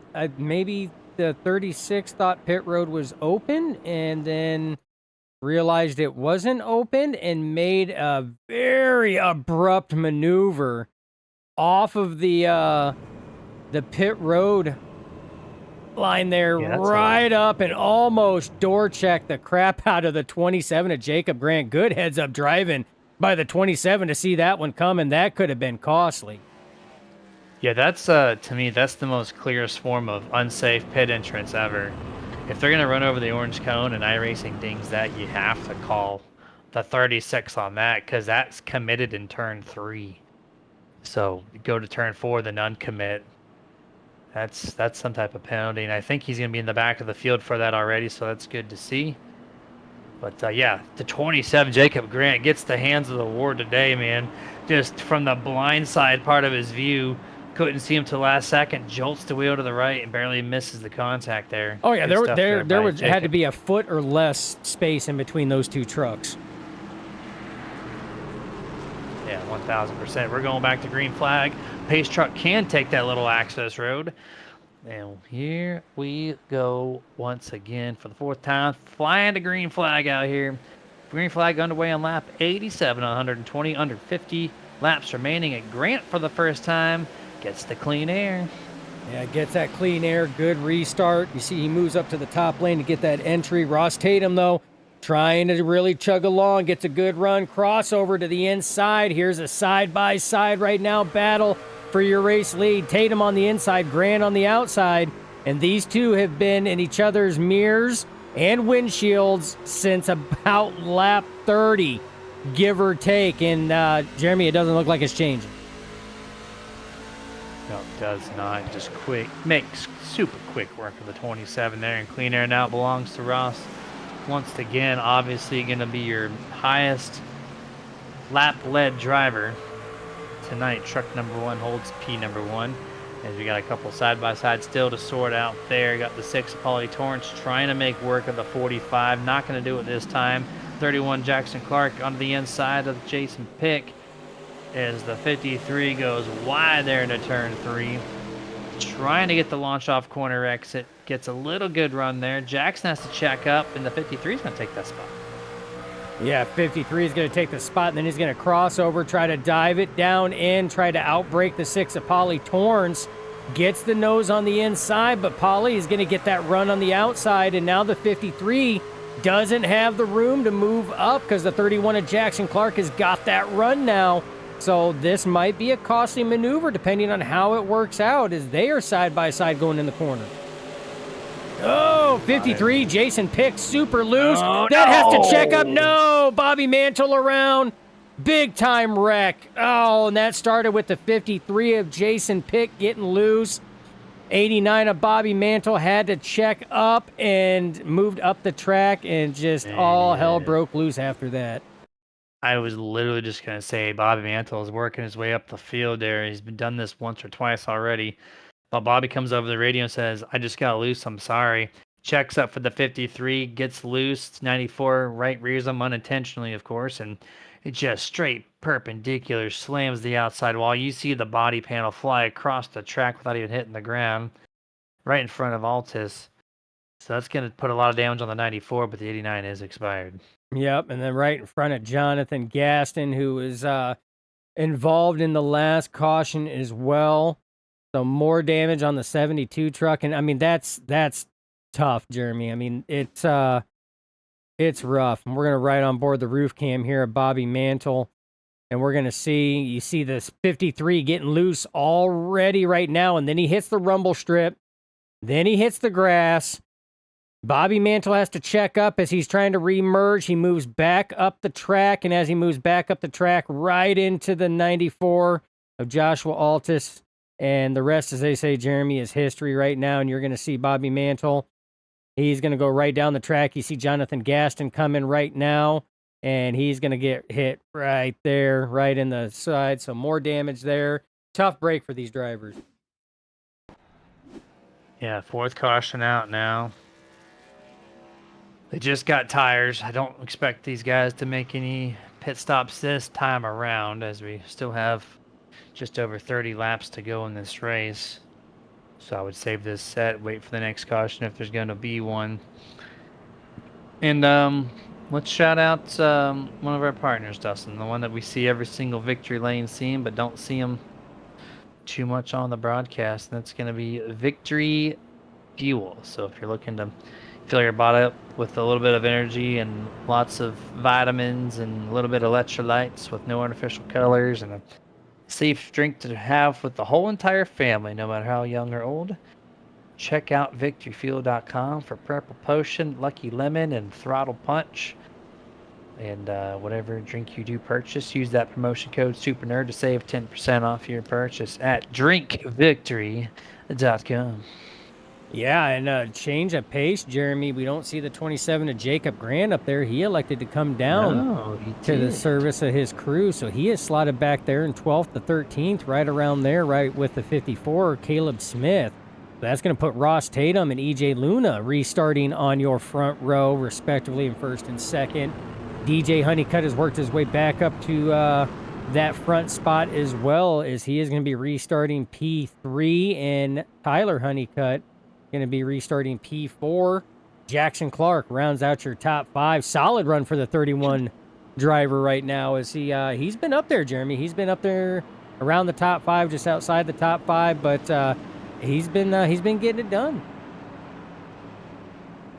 Has been doing very well, actually, so far here this evening. Just under 30 to go. What will this restart look like? We know what the one's going to do. What does everybody else do behind him? As EJ Luna has sort of fresh air on his nose for the first time this evening. Can he maintain anything with truck number one? We have not seen him out here up front all night long.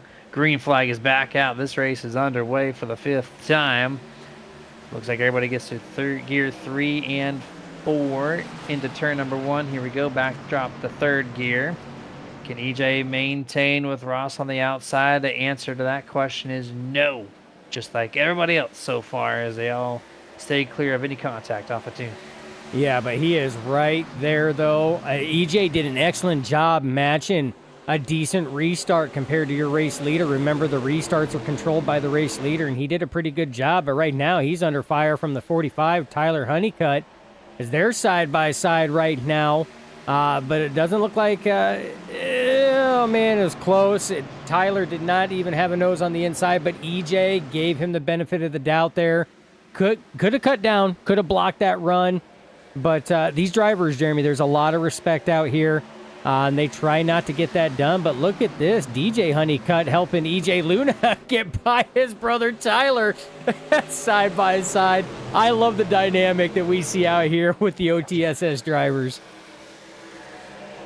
Yeah, it's very fun to watch overall here. Great battle here, 15 and 45, dicing it up here for third and fourth place, respectively. Keep your eye out on Jacob Grant right there in the 27 with those fresh tires. What can he do? The lap count isn't a big difference, but will it be a difference? That is the question, as we have 26 to go this time. Plenty of time. We've seen drivers pass 10 trucks in a matter of 10 to 15 laps, so it's doable.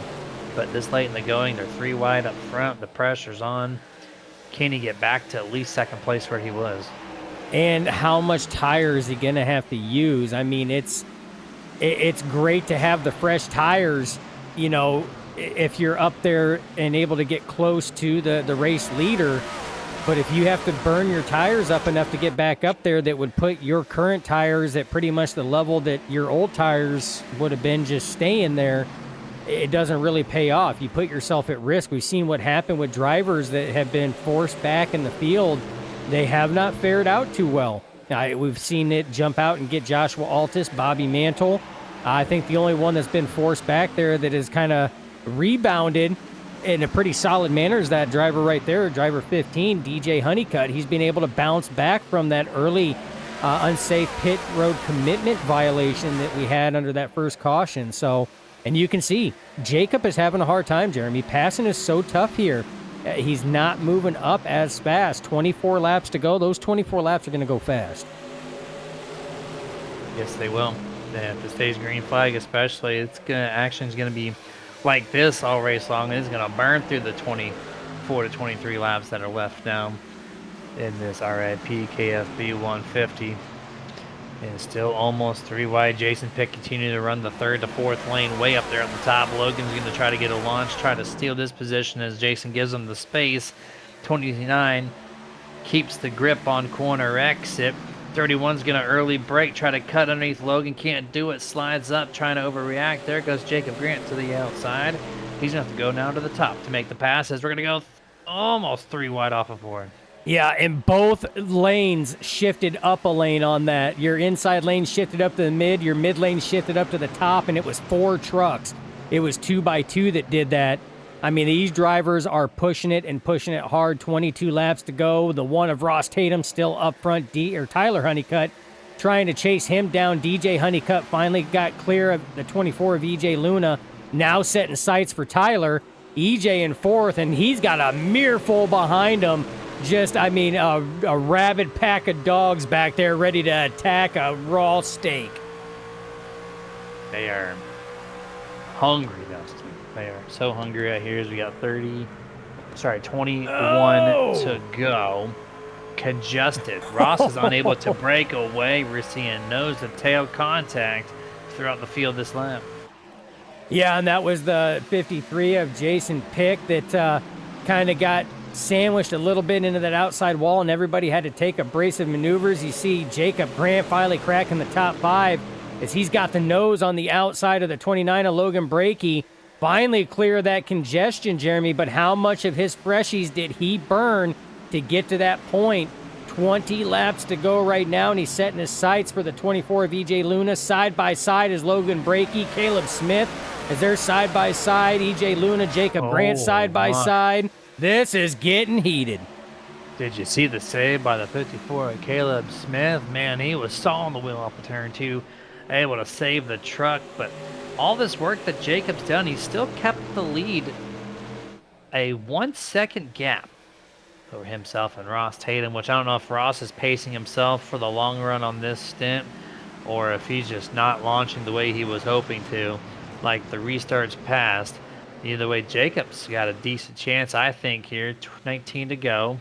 Ton of time still. Loose again goes the 54 off of turn 2. Yeah, turn 2, he has been getting very loose. And right now, side by side, as we have a caution out on the track. Looks like it's going to involve the 2 of Steven Abased. Let's see what happened here on the replays. He's going through the corner. Oh, a little bit of drift up there by the 72. This is weird. Oh, was that a double tap? I mean, only in Zombie Lane you're supposed to do that. But let's find out here. The Nerd TV Rewind, VHS style. We're going to find out. There was a checkup as the 72 ran him up the track. And I don't know if Steven got loose on exit after recognizing that almost contact. No contact there. But then Steven almost looked like he got checked up on exit, Dustin, and just didn't get on the throttle as expected. Yeah, that one is a tough one. We are actually going to go onboard helmet and look at the RPM input. There was the first one. So RPMs are picking up. And he was picking up the RPM. Everything looked Yeah, he solid. was. That was just a double tap from the 72 at Gaston. Gaston was just able to get on the throttle sooner. Maybe thought the 2, as Steven Abbas said, was going to be able to get on the throttle after he backed off from the making that very slight contact going in the corner. And it just looked like Gaston was able to gas it up a lot faster.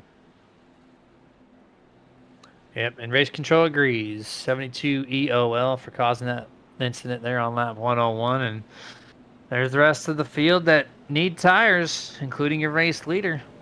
So Jacob Grant now with the 15 to 20 lap old tires. Going to resume as your race leader. Now this is going to be in reverse to where now Ross Tatum and those guys are going to drive through the field, which is a total of 7 trucks roughly to get to the race lead. This should be a fun one here, huh? Yeah, Little inversion. It's actually going to be 6 trucks because Tyler Honeycutt did win the race off pit road over Ross Tatum. So P7 will be the first driver with fresh set of tires for tonight. I don't know, Jeremy. As strong as the one of Ross Tatum has been, this might be a little bit of a sweating point for your current race leader, Jacob Grant. Again, we don't know how hard he was running. Passing drivers here going to the outside, it can use up those tires a little bit more. We're looking at going to be about 15 laps to go when we get the green flag back to racing action to finish out the RIP KFB 150 over here at OTSS Select Series. Ross has got the time, depending on how quick he can slice through the field. That's the biggest thing. I mean, he's got the time as long as he doesn't get caught up or jammed up anywhere. The 27, he's going to have to try to gap this a little bit, but he's going to have to try to gap it without burning it. He's got to leave a little something in the tank just in case the 1 and the 45 make it back up there. He can't leave himself completely defenseless on that one, so we'll just have to see what happens. Half a lap left. We're going green flag racing with 15 laps remaining in the RIP KFB 150 this evening for race number 5 at Gateway for the 2026 Part 2 season of the OTSS Select Series presented by EmpowerEd Research Institute. Top 5 on this restart: Jacob Grant, Caleb Smith, Paulie Torrance, Logan Brakey, Abram Ghostin. Very interesting, scattered top 5 that we've not seen up front all night long, except for the 27 for the most part. And Logan Brakey's been putting his nose in there from time to time. Pace truck down, green flag out. These things are back under green flag conditions for the 6th time this evening. And here we go. How fast do the guys 7th on back get their way to the front? Yeah, and good start up front right now. I mean, Caleb Smith, Paulie Torrance, both running a fantastic race. And you see the 45, Tyler Honeycutt, taking it 3 wide early on that. I don't know if that was entirely intended. It looked like it was a little bit more abrupt than he was expecting. But now you see he's kind of getting held up by Paulie Torrance, who's getting held up by the 29 of Logan Brakey. But Brakey now out to 2nd place. And now he's going to try to chase down the 27 of Jacob Grant. Jacob Grant has stretched his lead out over half a second already as they're racing back here, Jeremy. This is what is going to help. Jacob Grant 3 wide. Jackson Clark in the center. Makes contact. Loosey-goosey, able to hold on to it. But, man, does that scatter everything coming off turn 2. Yeah, a lot of check up, a lot of scatter. 3 wide there. Tyler to the inside. Paulie in the middle. And the 54, Caleb Smith on the outside. He's hanging on for dear life. 3 wide. There goes Ross Tatum. Little 2 for 1 off of 3 and 4. Passes Jackson and Caleb. So he now follows suit behind the 15 of DJ Honeycutt. Paulie Torrance going to be on the outside of him. 13 laps to go. Truck number 1 goes from only 7th to 6th here in the first opening laps of this restart. Yeah, and the thing that I'd be worried about right now is Tyler Honeycutt, your first driver with the fresh tires, is now battling for 2nd place. DJ is there and Ross Tatum. Tyler has cleared 2nd place, and he's got nothing in between him and your race leader, Jacob Grant, with 12 laps to go. Jeremy, he's got plenty of time. This is not good news for the 27 of Jacob Grant at this moment. Still plenty of time, absolutely, here as the clean air is starting to get to the one slid, but surely P4, there goes the one, gets a little checked up, a little tight there as there's no air on his nose, got really congested by DJ. Turn 2 that time, going to be 11 to go at the line. You see the gap closing in. Ross, of course, on those 15-ish lap pressure tires as he rides spoiler camera with the 45 of Tyler Honeycutt. Yes, he is on the inside of Jacob Grant right now, diving it off into turn 1. You see DJ Honeycutt closes that, and Jacob Grant is just going to get choo-choo trained out of first place all the way back to third. He's still holding on strong for that battle for P2 with DJ Honeycutt, but DJ should have that going inside, and Ross Tatum is looking to close up that gap as well. And if Jacob can't get down, and he cannot, he is going to get freight trained even further back, so he's going to go from first to potentially fourth, Jeremy. The choo-choo, here comes the train, left the station, passing the 27, 2 train cars deep. There goes the third, almost. Jacob, one last final effort, not going to make it happen. Ross keeps him cleared off the back straightaway. At least he has the movement to the top. Elects to protect the bottom just in case there was a crossover effect. And now, there it is, fully cleared. Now Ross can keep his eyes set just in front of him between the 45 and the 15 with 9 laps remaining. 9 laps remaining right now, and the brothers duke it out. DJ on the inside, Tyler on the outside, fighting for that top spot right now, coming off the corner, side by side. Ross Tatum watching the spectacle unfold in front of him right now. A little bit of block by Tyler Honeycutt down in front of DJ to stop that crossover. Looks like a little Meyershank racing here from the Indy 500, and that was Jackson Clark in the touch, the 27 of Mr. Grant, and there he goes. He spins out after making the contact with Jacob Grant there into turn number 3. The truck got loose, could not hang on to it. Slip and slide goes to 31.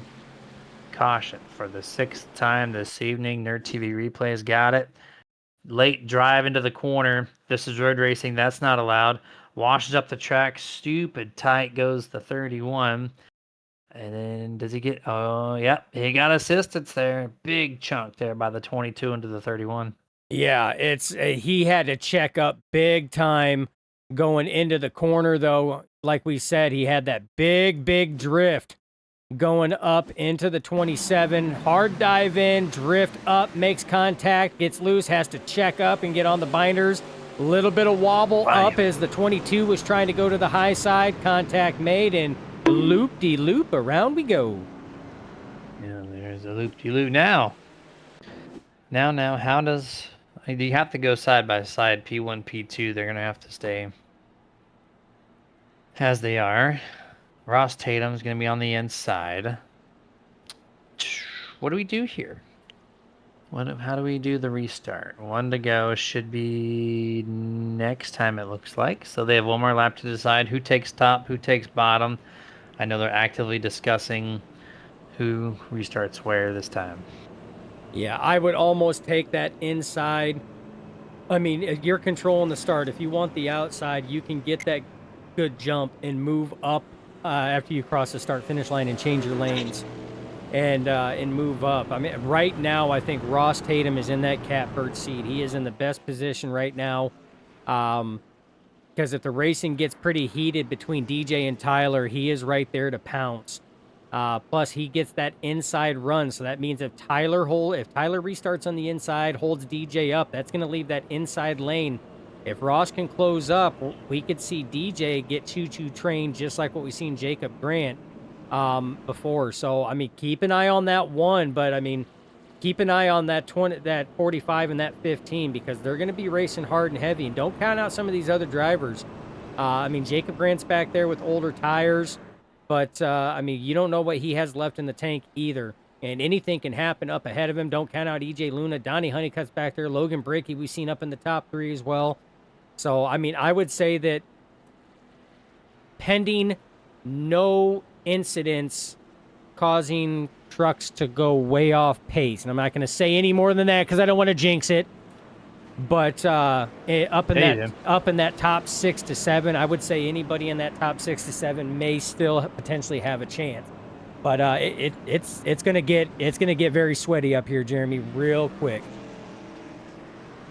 Yeah, 1,000% here. Half a lap to go. Steve Rada was the +1 extra lap award recipient. So he goes from 2 laps to 1 lap down, which we don't give this organization of shout outs. That's Extra Life, the Children's Miracle Network, saving lives daily there at that hospital. And Steve Rada actively goes there and runs some of their, or actually helps host some of the events there at the hospital. So I need to get that QR there code he up, is. Jeremy. You do. You absolutely do. Remind me this week. We have it. We have it, and It's I on am my car. I am sorry, folks. I have been slacking it hardcore. But Steve, myself, and Chad Mikos all actively try to raise money in support for Extra Life as we go back to green flag racing. Excellent restart by the 45. And Jeremy, just like I said, that leaves DJ wide open. Ross has got that nose on the inside. They try to work through the corner. The only hope DJ has is to get that solid run off and to get back in front of Ross. And that's what he's trying to do right now. And he's got him cleared, Jeremy. That is his saving grace right now, is Jacob Grant trying to get something done on that outside as he's battling on the outside of the 24, VJ Luna. Ross has got a difficult situation here. Do you know what's hard to pass on the inside? 3 wide. Donnie goes to the inside, stretches it really deep there, and they're going to stay clear of any contact to kind of fan out there. Oh, as DJ's actually going to go for the race lead, trying to pass his teammate Tyler. I was going to say that Ross has a hard time pass on the inside because DJ can run the outside and block any runs from Ross to get to the race lead at all. But DJ is going to go on the attack now as we're going to have 3 laps to go at the line. Yeah, we're going to come to 3 laps to go. DJ putting on the pressure. Ross right back there as well, but you're absolutely right, Jeremy. It's the DJ and Tyler. I mean, you obviously can't pass a driver in the same lane, so if DJ has to move to the high side to try to get a run or vice versa, that's going to block pretty much almost every viable lane for Ross right there. And you see these two trying to block, heavy block by Tyler, but to no avail. DJ on the inside sticks it on that hard drive in. Good drive by the 15 of DJ Honeycutt as he takes the race lead right now, coming off the corner to 2 to go. 2 laps remaining. What's the lead going to look like? Can DJ take it from the last moment of the race, or can Tyler or Ross take it from him? As he checks up the turn 1 entrance there, they're stacked up, nose to tail, single file, blocking 15 to 45. Tyler goes to the inside here, turn 3. Yeah, big block there, almost reminiscent and just opposite from the last lap. Tyler Honeycutt on the inside of DJ Honeycutt. Drag race off of turn 4 as they come to the white flag. 1 lap to go, presented by OTSS Select Series. And right now, DJ Honeycutt is your race leader. Clears Tyler going into the corner. Ross Tatum coming up to try to put something on the outside, but to no avail. 1 last effort by the 45 or the 1 to try to get by. 15 goes down low, thinking the 45 is going to block and doesn't. No late crossover. Truck link separates right now. Race for P2. Ross Tatum on the outside. Tyler Honeycutt on the inside. But it's not going to work. 15, DJ Honeycutt is your race winner for the RIP KFB 150. Great battle, those 3 drivers. Nose to tail to the end, kept it clean. Love to see it. And DJ only leading, 3 or 4 laps. Able to take this one home, P1. Good job there to close out tonight's pretty awesome race, I would say, here at Gateway. Yeah, that was not a bad race. We had a couple cautions there, but I mean, for the long green flag runs that they had and the tires, it just they were struggling. They really were. You know, a couple of the cautions were from trucks getting loose, and the rest of the field trying to stack up and try to avoid it, and then it just ended up causing more chaos. This is a very technical track, Jeremy. It's a tough one to drive. And these drivers did a fantastic job. I mean, just hands down, fantastic job.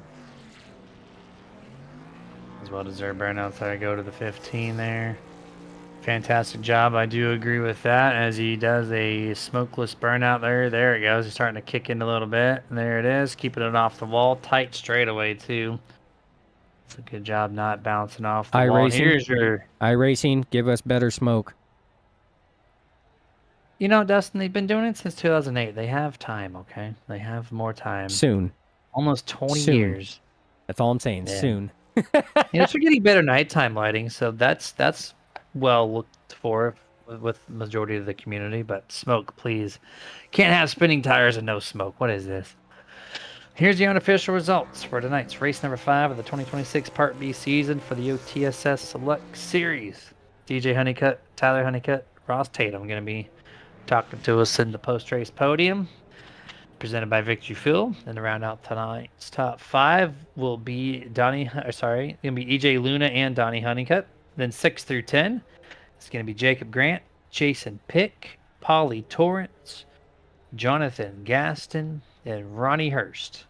And then you got 11 through 15, which will be Caleb Smith, Logan Brakey, Carson Osborne, Joshua Altus, and Jackson Clark. And then 16th on back through 26th. That's Dave Harrington, Abram Ghostin, Jonathan Hammond, Stephen Abbassed, Alejandro Khan, Steve Rada, Jared Hammond, Danny White, Bobby Mantle, Bradley Miner, and Christopher Harrington. And that's it.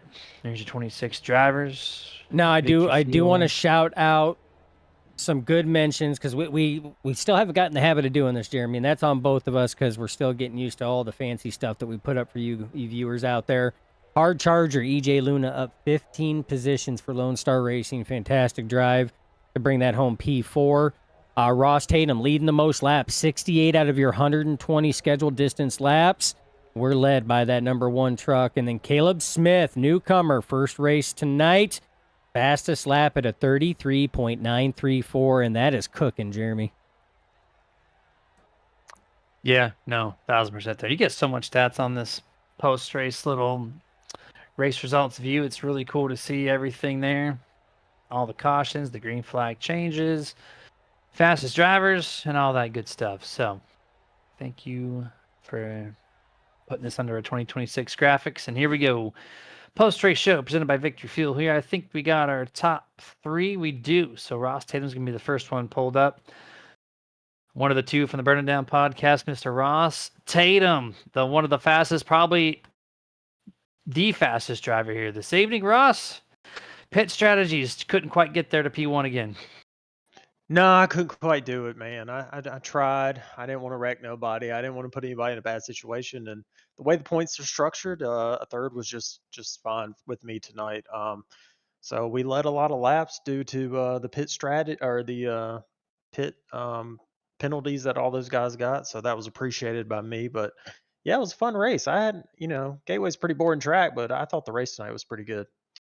Yeah, it was. I mean, you guys put on a hell of a show tonight, and fantastic job. I mean, that's what we preach up here, and we pride all you drivers for doing that. Is you guys think ahead. It's not just about the race win, but it's about the points. Like you said, a 3rd place is a whole lot better on the point pocket than a 15th with the damaged truck. So coming in tonight, you had the points lead.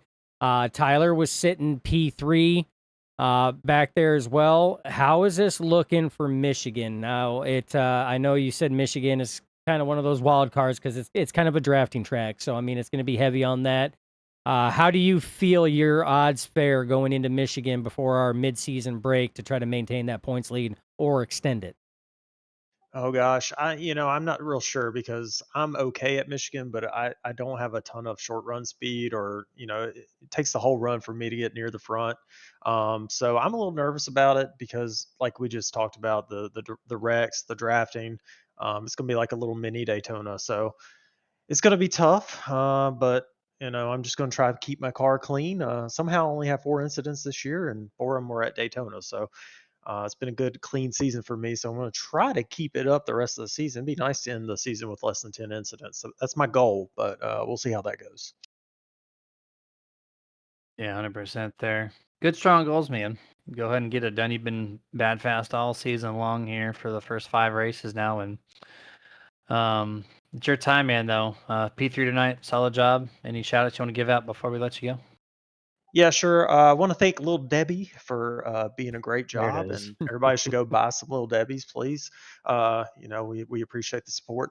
I got to thank my SB guys, Josh, Logan, and Will. Will's in Italy right now, so I hope you're having fun in Italy, Will.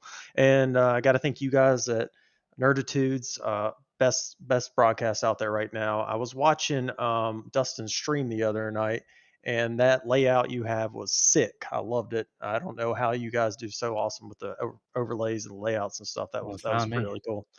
It's not you, yeah. Well, I and appreciate also that.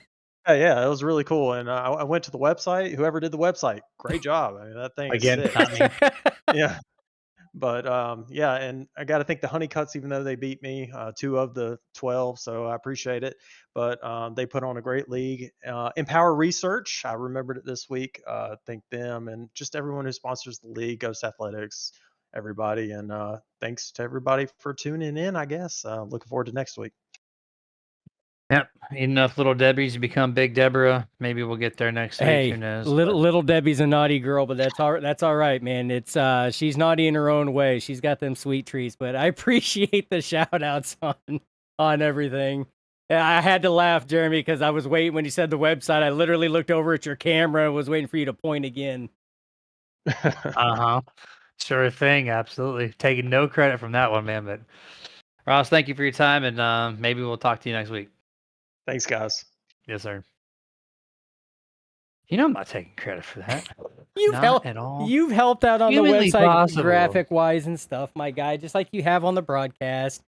It's a team effort, okay? It doesn't matter All right. who does more, who doesn't. It's a team effort. We do everything we can and pool all of our skills and abilities together to try to put out the best product possible. I'll take my 2%. Appreciate you. Hey, that's 2% that I don't have to do. I will take that any day, Jeremy. Not wrong. In the world of boxing up there in the northern part of the country, not wrong at all. Here is second place finisher Tyler Honeycutt here, who led a decent amount of laps. Strong, fast truck there, man, and great battle between you, your teammate DJ, and Ross there at the end. Hey, how's it going, everybody? You doing all right? Oh, absolutely. That was a fantastic show. We're doing great personally. At least I think I am. I know. My house has been fully energized. I don't know about Dustin, but how you doing? I'm doing Too pretty soon. good. Too soon. That was a fun race. Different strategies throughout with the cautions and people taking fresh tires, and another caution and other people taking fresh tires. So, luckily we were on the right end of the call. Um, yeah, it was a fun battle with DJ there. Even with the fresh tires, I had no rotation through the middle of the corner as good as he did. So I was hoping him and Ross would battle each other a little bit harder on that restart, but DJ got him off of two a little bit quicker than I thought he would. So I was just trying my best to hold him off, but he got a good run on me, and I got a good run back on him, and I just couldn't complete the pass back, and he just got too far from me on the last lap to try anything. I told him, I was like, if I was any closer, we would have probably went to the wall going into three because I was going to send it. But it was really good battle, and glad we could do it cleanly, and glad one of us could end up with the win. Yeah, I mean, it's everybody did an excellent job. I mean, for Gateway, such a technical track. I mean, I know you guys did Darlington flag to flag, no cautions. But I mean, this is a little bit of a tougher track in some aspects. I mean, turns 1 and 2 very tight, has some banking. 3 and 4 very wide, a little bit flatter. And for the few cautions that you guys had, I mean, you guys put on a hell of a show. Excellent racing all the way around. What's it look like? I know that we're coming up to our mid-season break, and I asked Ross the same thing. He he called Michigan a mini Daytona, which in the trucks he's not wrong. But he did not know how he was going to fare at Michigan. Was not one of his stronger tracks. How does Michigan look for the 45 camp going into next week? And then we have our midseason break before we do the second half. You're closing in on points. Ross is leading. What is your mindset going into next Tuesday? Just survive, log consistent laps, stay at the front, and try to outduel Ross there. He's really good, so it's going to be a battle. Yeah, I think I'm all right at Michigan. I don't really run there much. So I think I usually run maybe top 10, about between top 5 and top 10. So maybe we can, do some practice and find a good piece to bring to the track, and hopefully, at least get a top 5, or if anything, just do better than Ross. Hopefully, we get a good finish. So what I'm hearing is Jeremy, is it's gearing up to be a very close race between the 45 and the 1, because they both had very similar answers to how they run at Michigan. Yeah, 100%. It sounds very simple to me. Just beat Ross, right? That's If only it was that easy, Jeremy. Really. It's going to be a great battle toward the end of the championship to see who closes this one out. But Tyler, great stuff again. Continuing on a hot streak here with every single finish being inside the top 10. So any shout outs before we let you go tonight? Yes, sir. Shout out to you guys for the broadcast. Can't wait to go back and watch it. As always, you guys are the best. You do great stuff. Shout out to all of our sponsors. You got Empower Ed Research Institute. They do a great job helping us fund the league and just have a blast. Honeycutt's Garage Doors. Got DJ's Designs. You got all the guys that we have. We got Jacob Grant does his painting, so Grant Designs. Ghost Athletics. All the guys that help out and run with us. So it's nice to have everybody here. And then shout out to my family. My grandma's watching, so I'm glad she had a good show to watch there. I'm sure she was stressed out watching me and DJ race that hard, but hope we did it cleanly. Shout out to the rest of Coast Motorsports, and that was good. That was a good win for DJ, and can't wait for next week. Well, I Absolutely. tell you what, you guys put on a heck of a show, and for your grandma, I'm going to apologize. When you guys go back, I did drop one F-bomb. To the grandma? Big KFB, the F did not stand for freaking. So for tonight's race, there was one F-bomb. So if anybody gets offended, just so you know, that was it. And we had to go. We had to put on a show for Rowdy. He wouldn't have expected anything less. He probably would have wrecked DJ. So I guess I let him down in that aspect. Yeah. Not wrong, though. Yeah, it was a great race. But yeah, I'm just really ecstatic to see DJ win. He's had a rough start. Yeah, 100% there. Appreciate your time, man. Maybe we'll talk to you next week at Michigan. All right, guys. You have a good rest of your night. You too. You apologize to the grandma?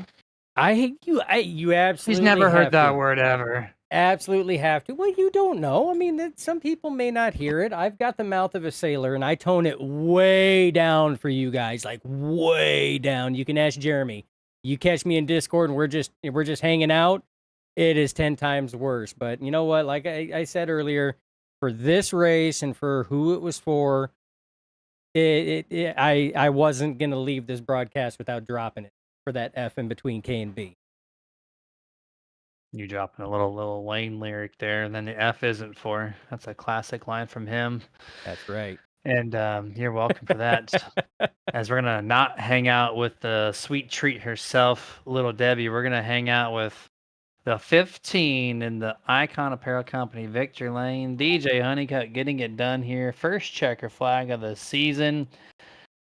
DJ, you broke the little bad spell here to start the season. Look at you, P1 here. Yeah, man, that was a hard fought win right there. Yeah, how'd you get it done? That last restart, you had the toughest competition right on your tail. You made a late race pass. Good stuff out there. Yeah, it's Tyler.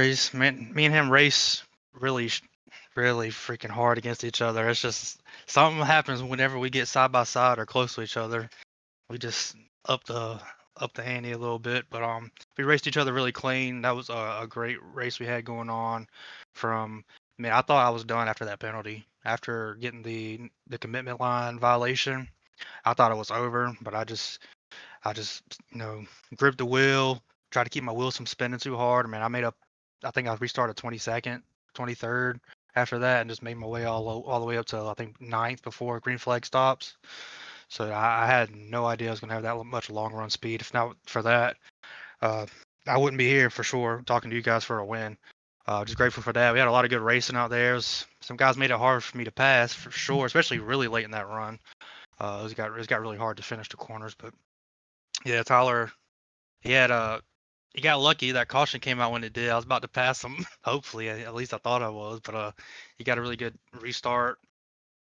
Well, at the beginning there, I was like, man, I needed a little bit better start. But just got a really good run off of two with Ross being stuck on the bottom. Cleared him really fast. Had a big run down to Tyler, almost getting side by side into to three there. And from there, I had really good turn. I just figured out one and two. Tyler kind of struggled there. I was really beating people off the corner with getting the throttle down off of two. That really helped me a lot. Set up three, which is I felt like was my best corner to make passes. So just luckily, man, I just figured it out late in the run, or sometime point in the run, I figured it out and just helped me have a lot of good long run speed. Yeah, I mean, and you brought it home and did exactly what you had to. We were surprised. I mean, out of the three initial drivers that got that pit road commitment violation between you, Joshua Altus, and Bobby Mantle, you were the only one that fared quite nice. I mean, everybody else was in some type of incident trying to work their way back through the field again. So, I mean, hats off to you. Excellent job there.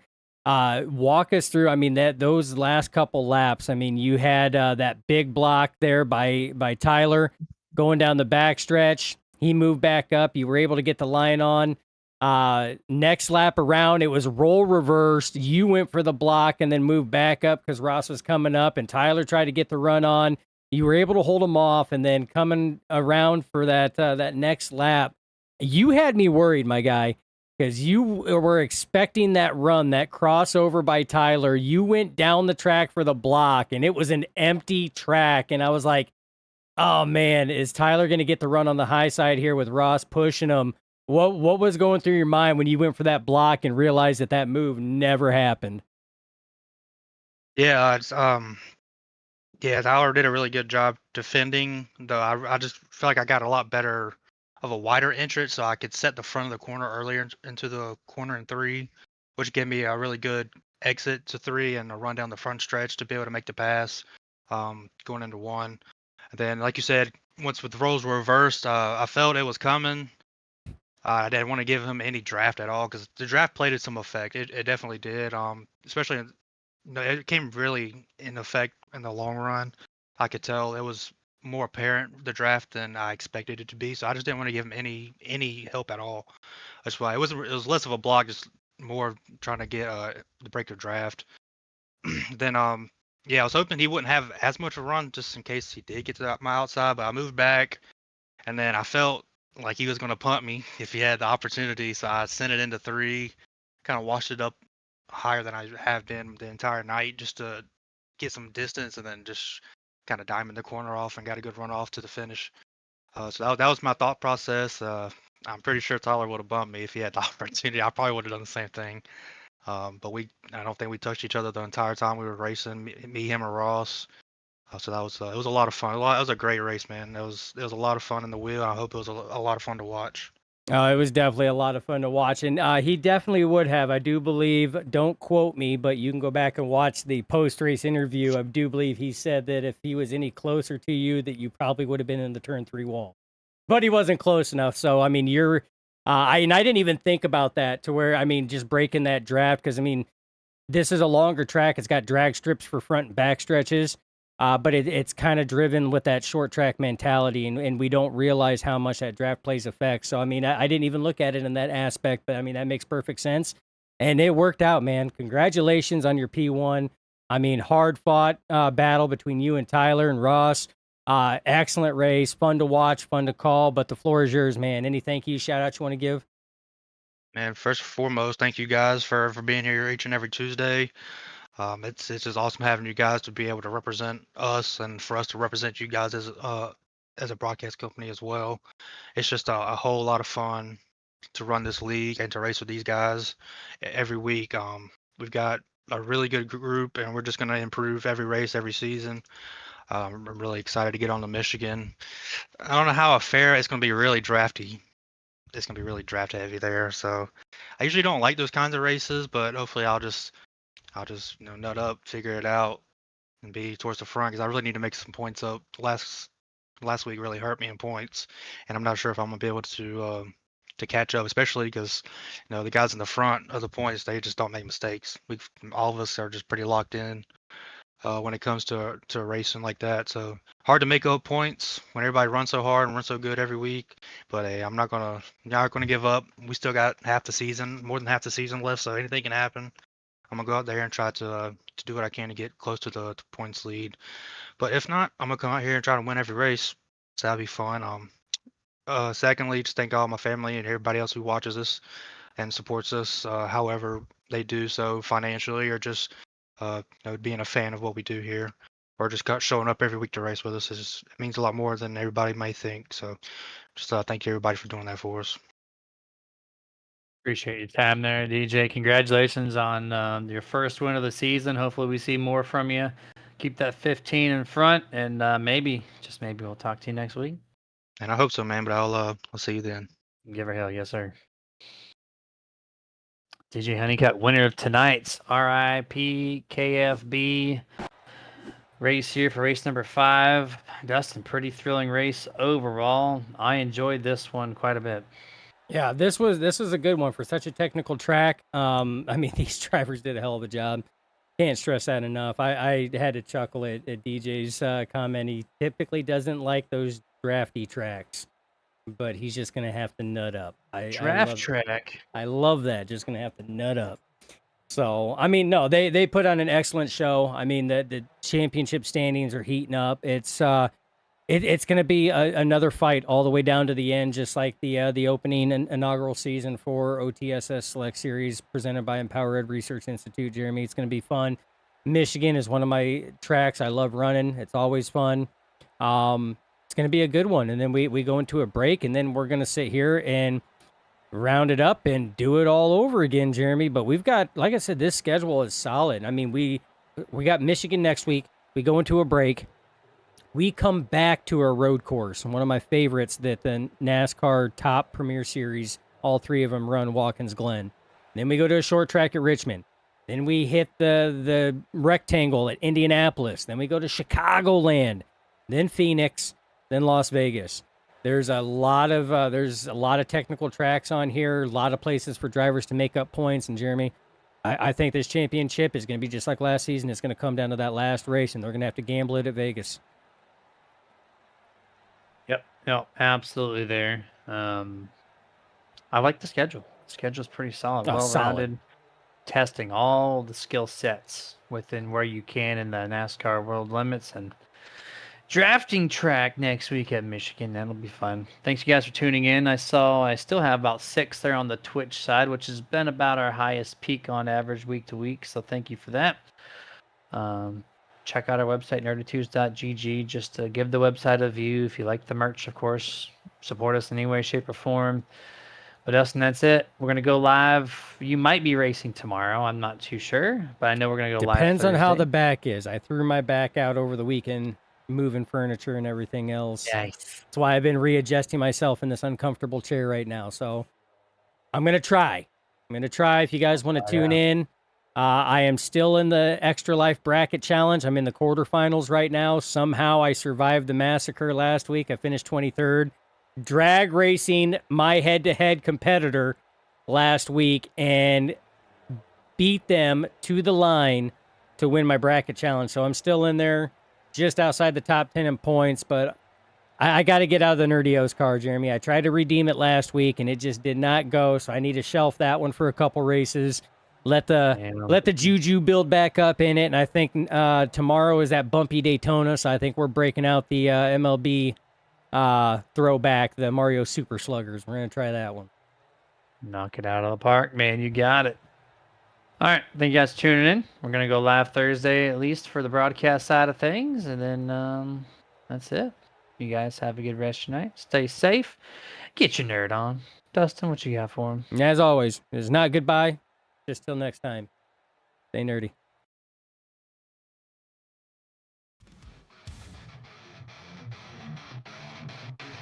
Touchscreen and louder to the rays. Fuel burns and the glow of the pixel blaze.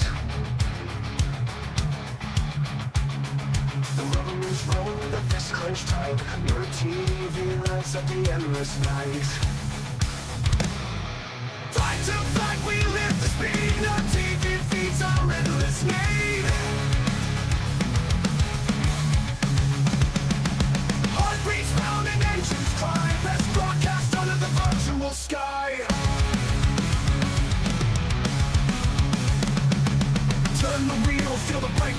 sim racers tearing through the thunder soul.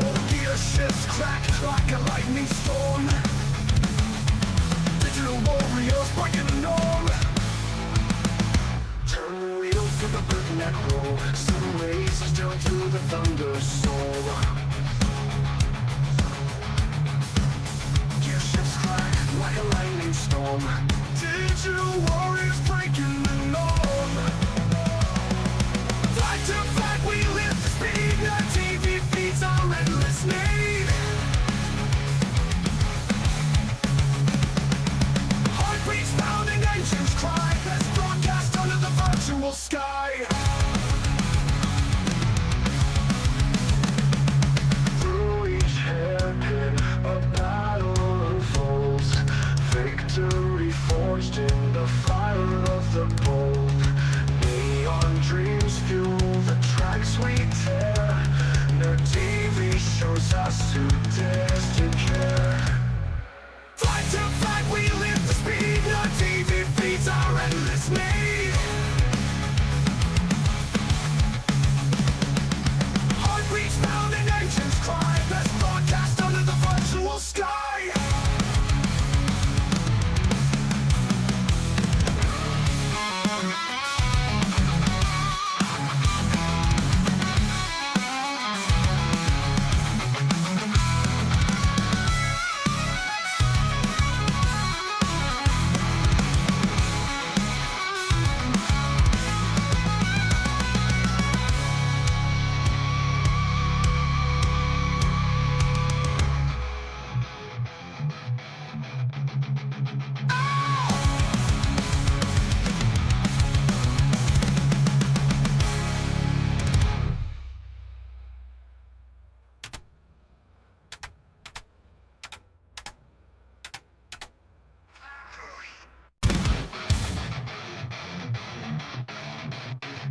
Touchscreen louder to the range. Fuel burns in the glow of the pixel blaze. The rubber moves roll with a fist clenched tight.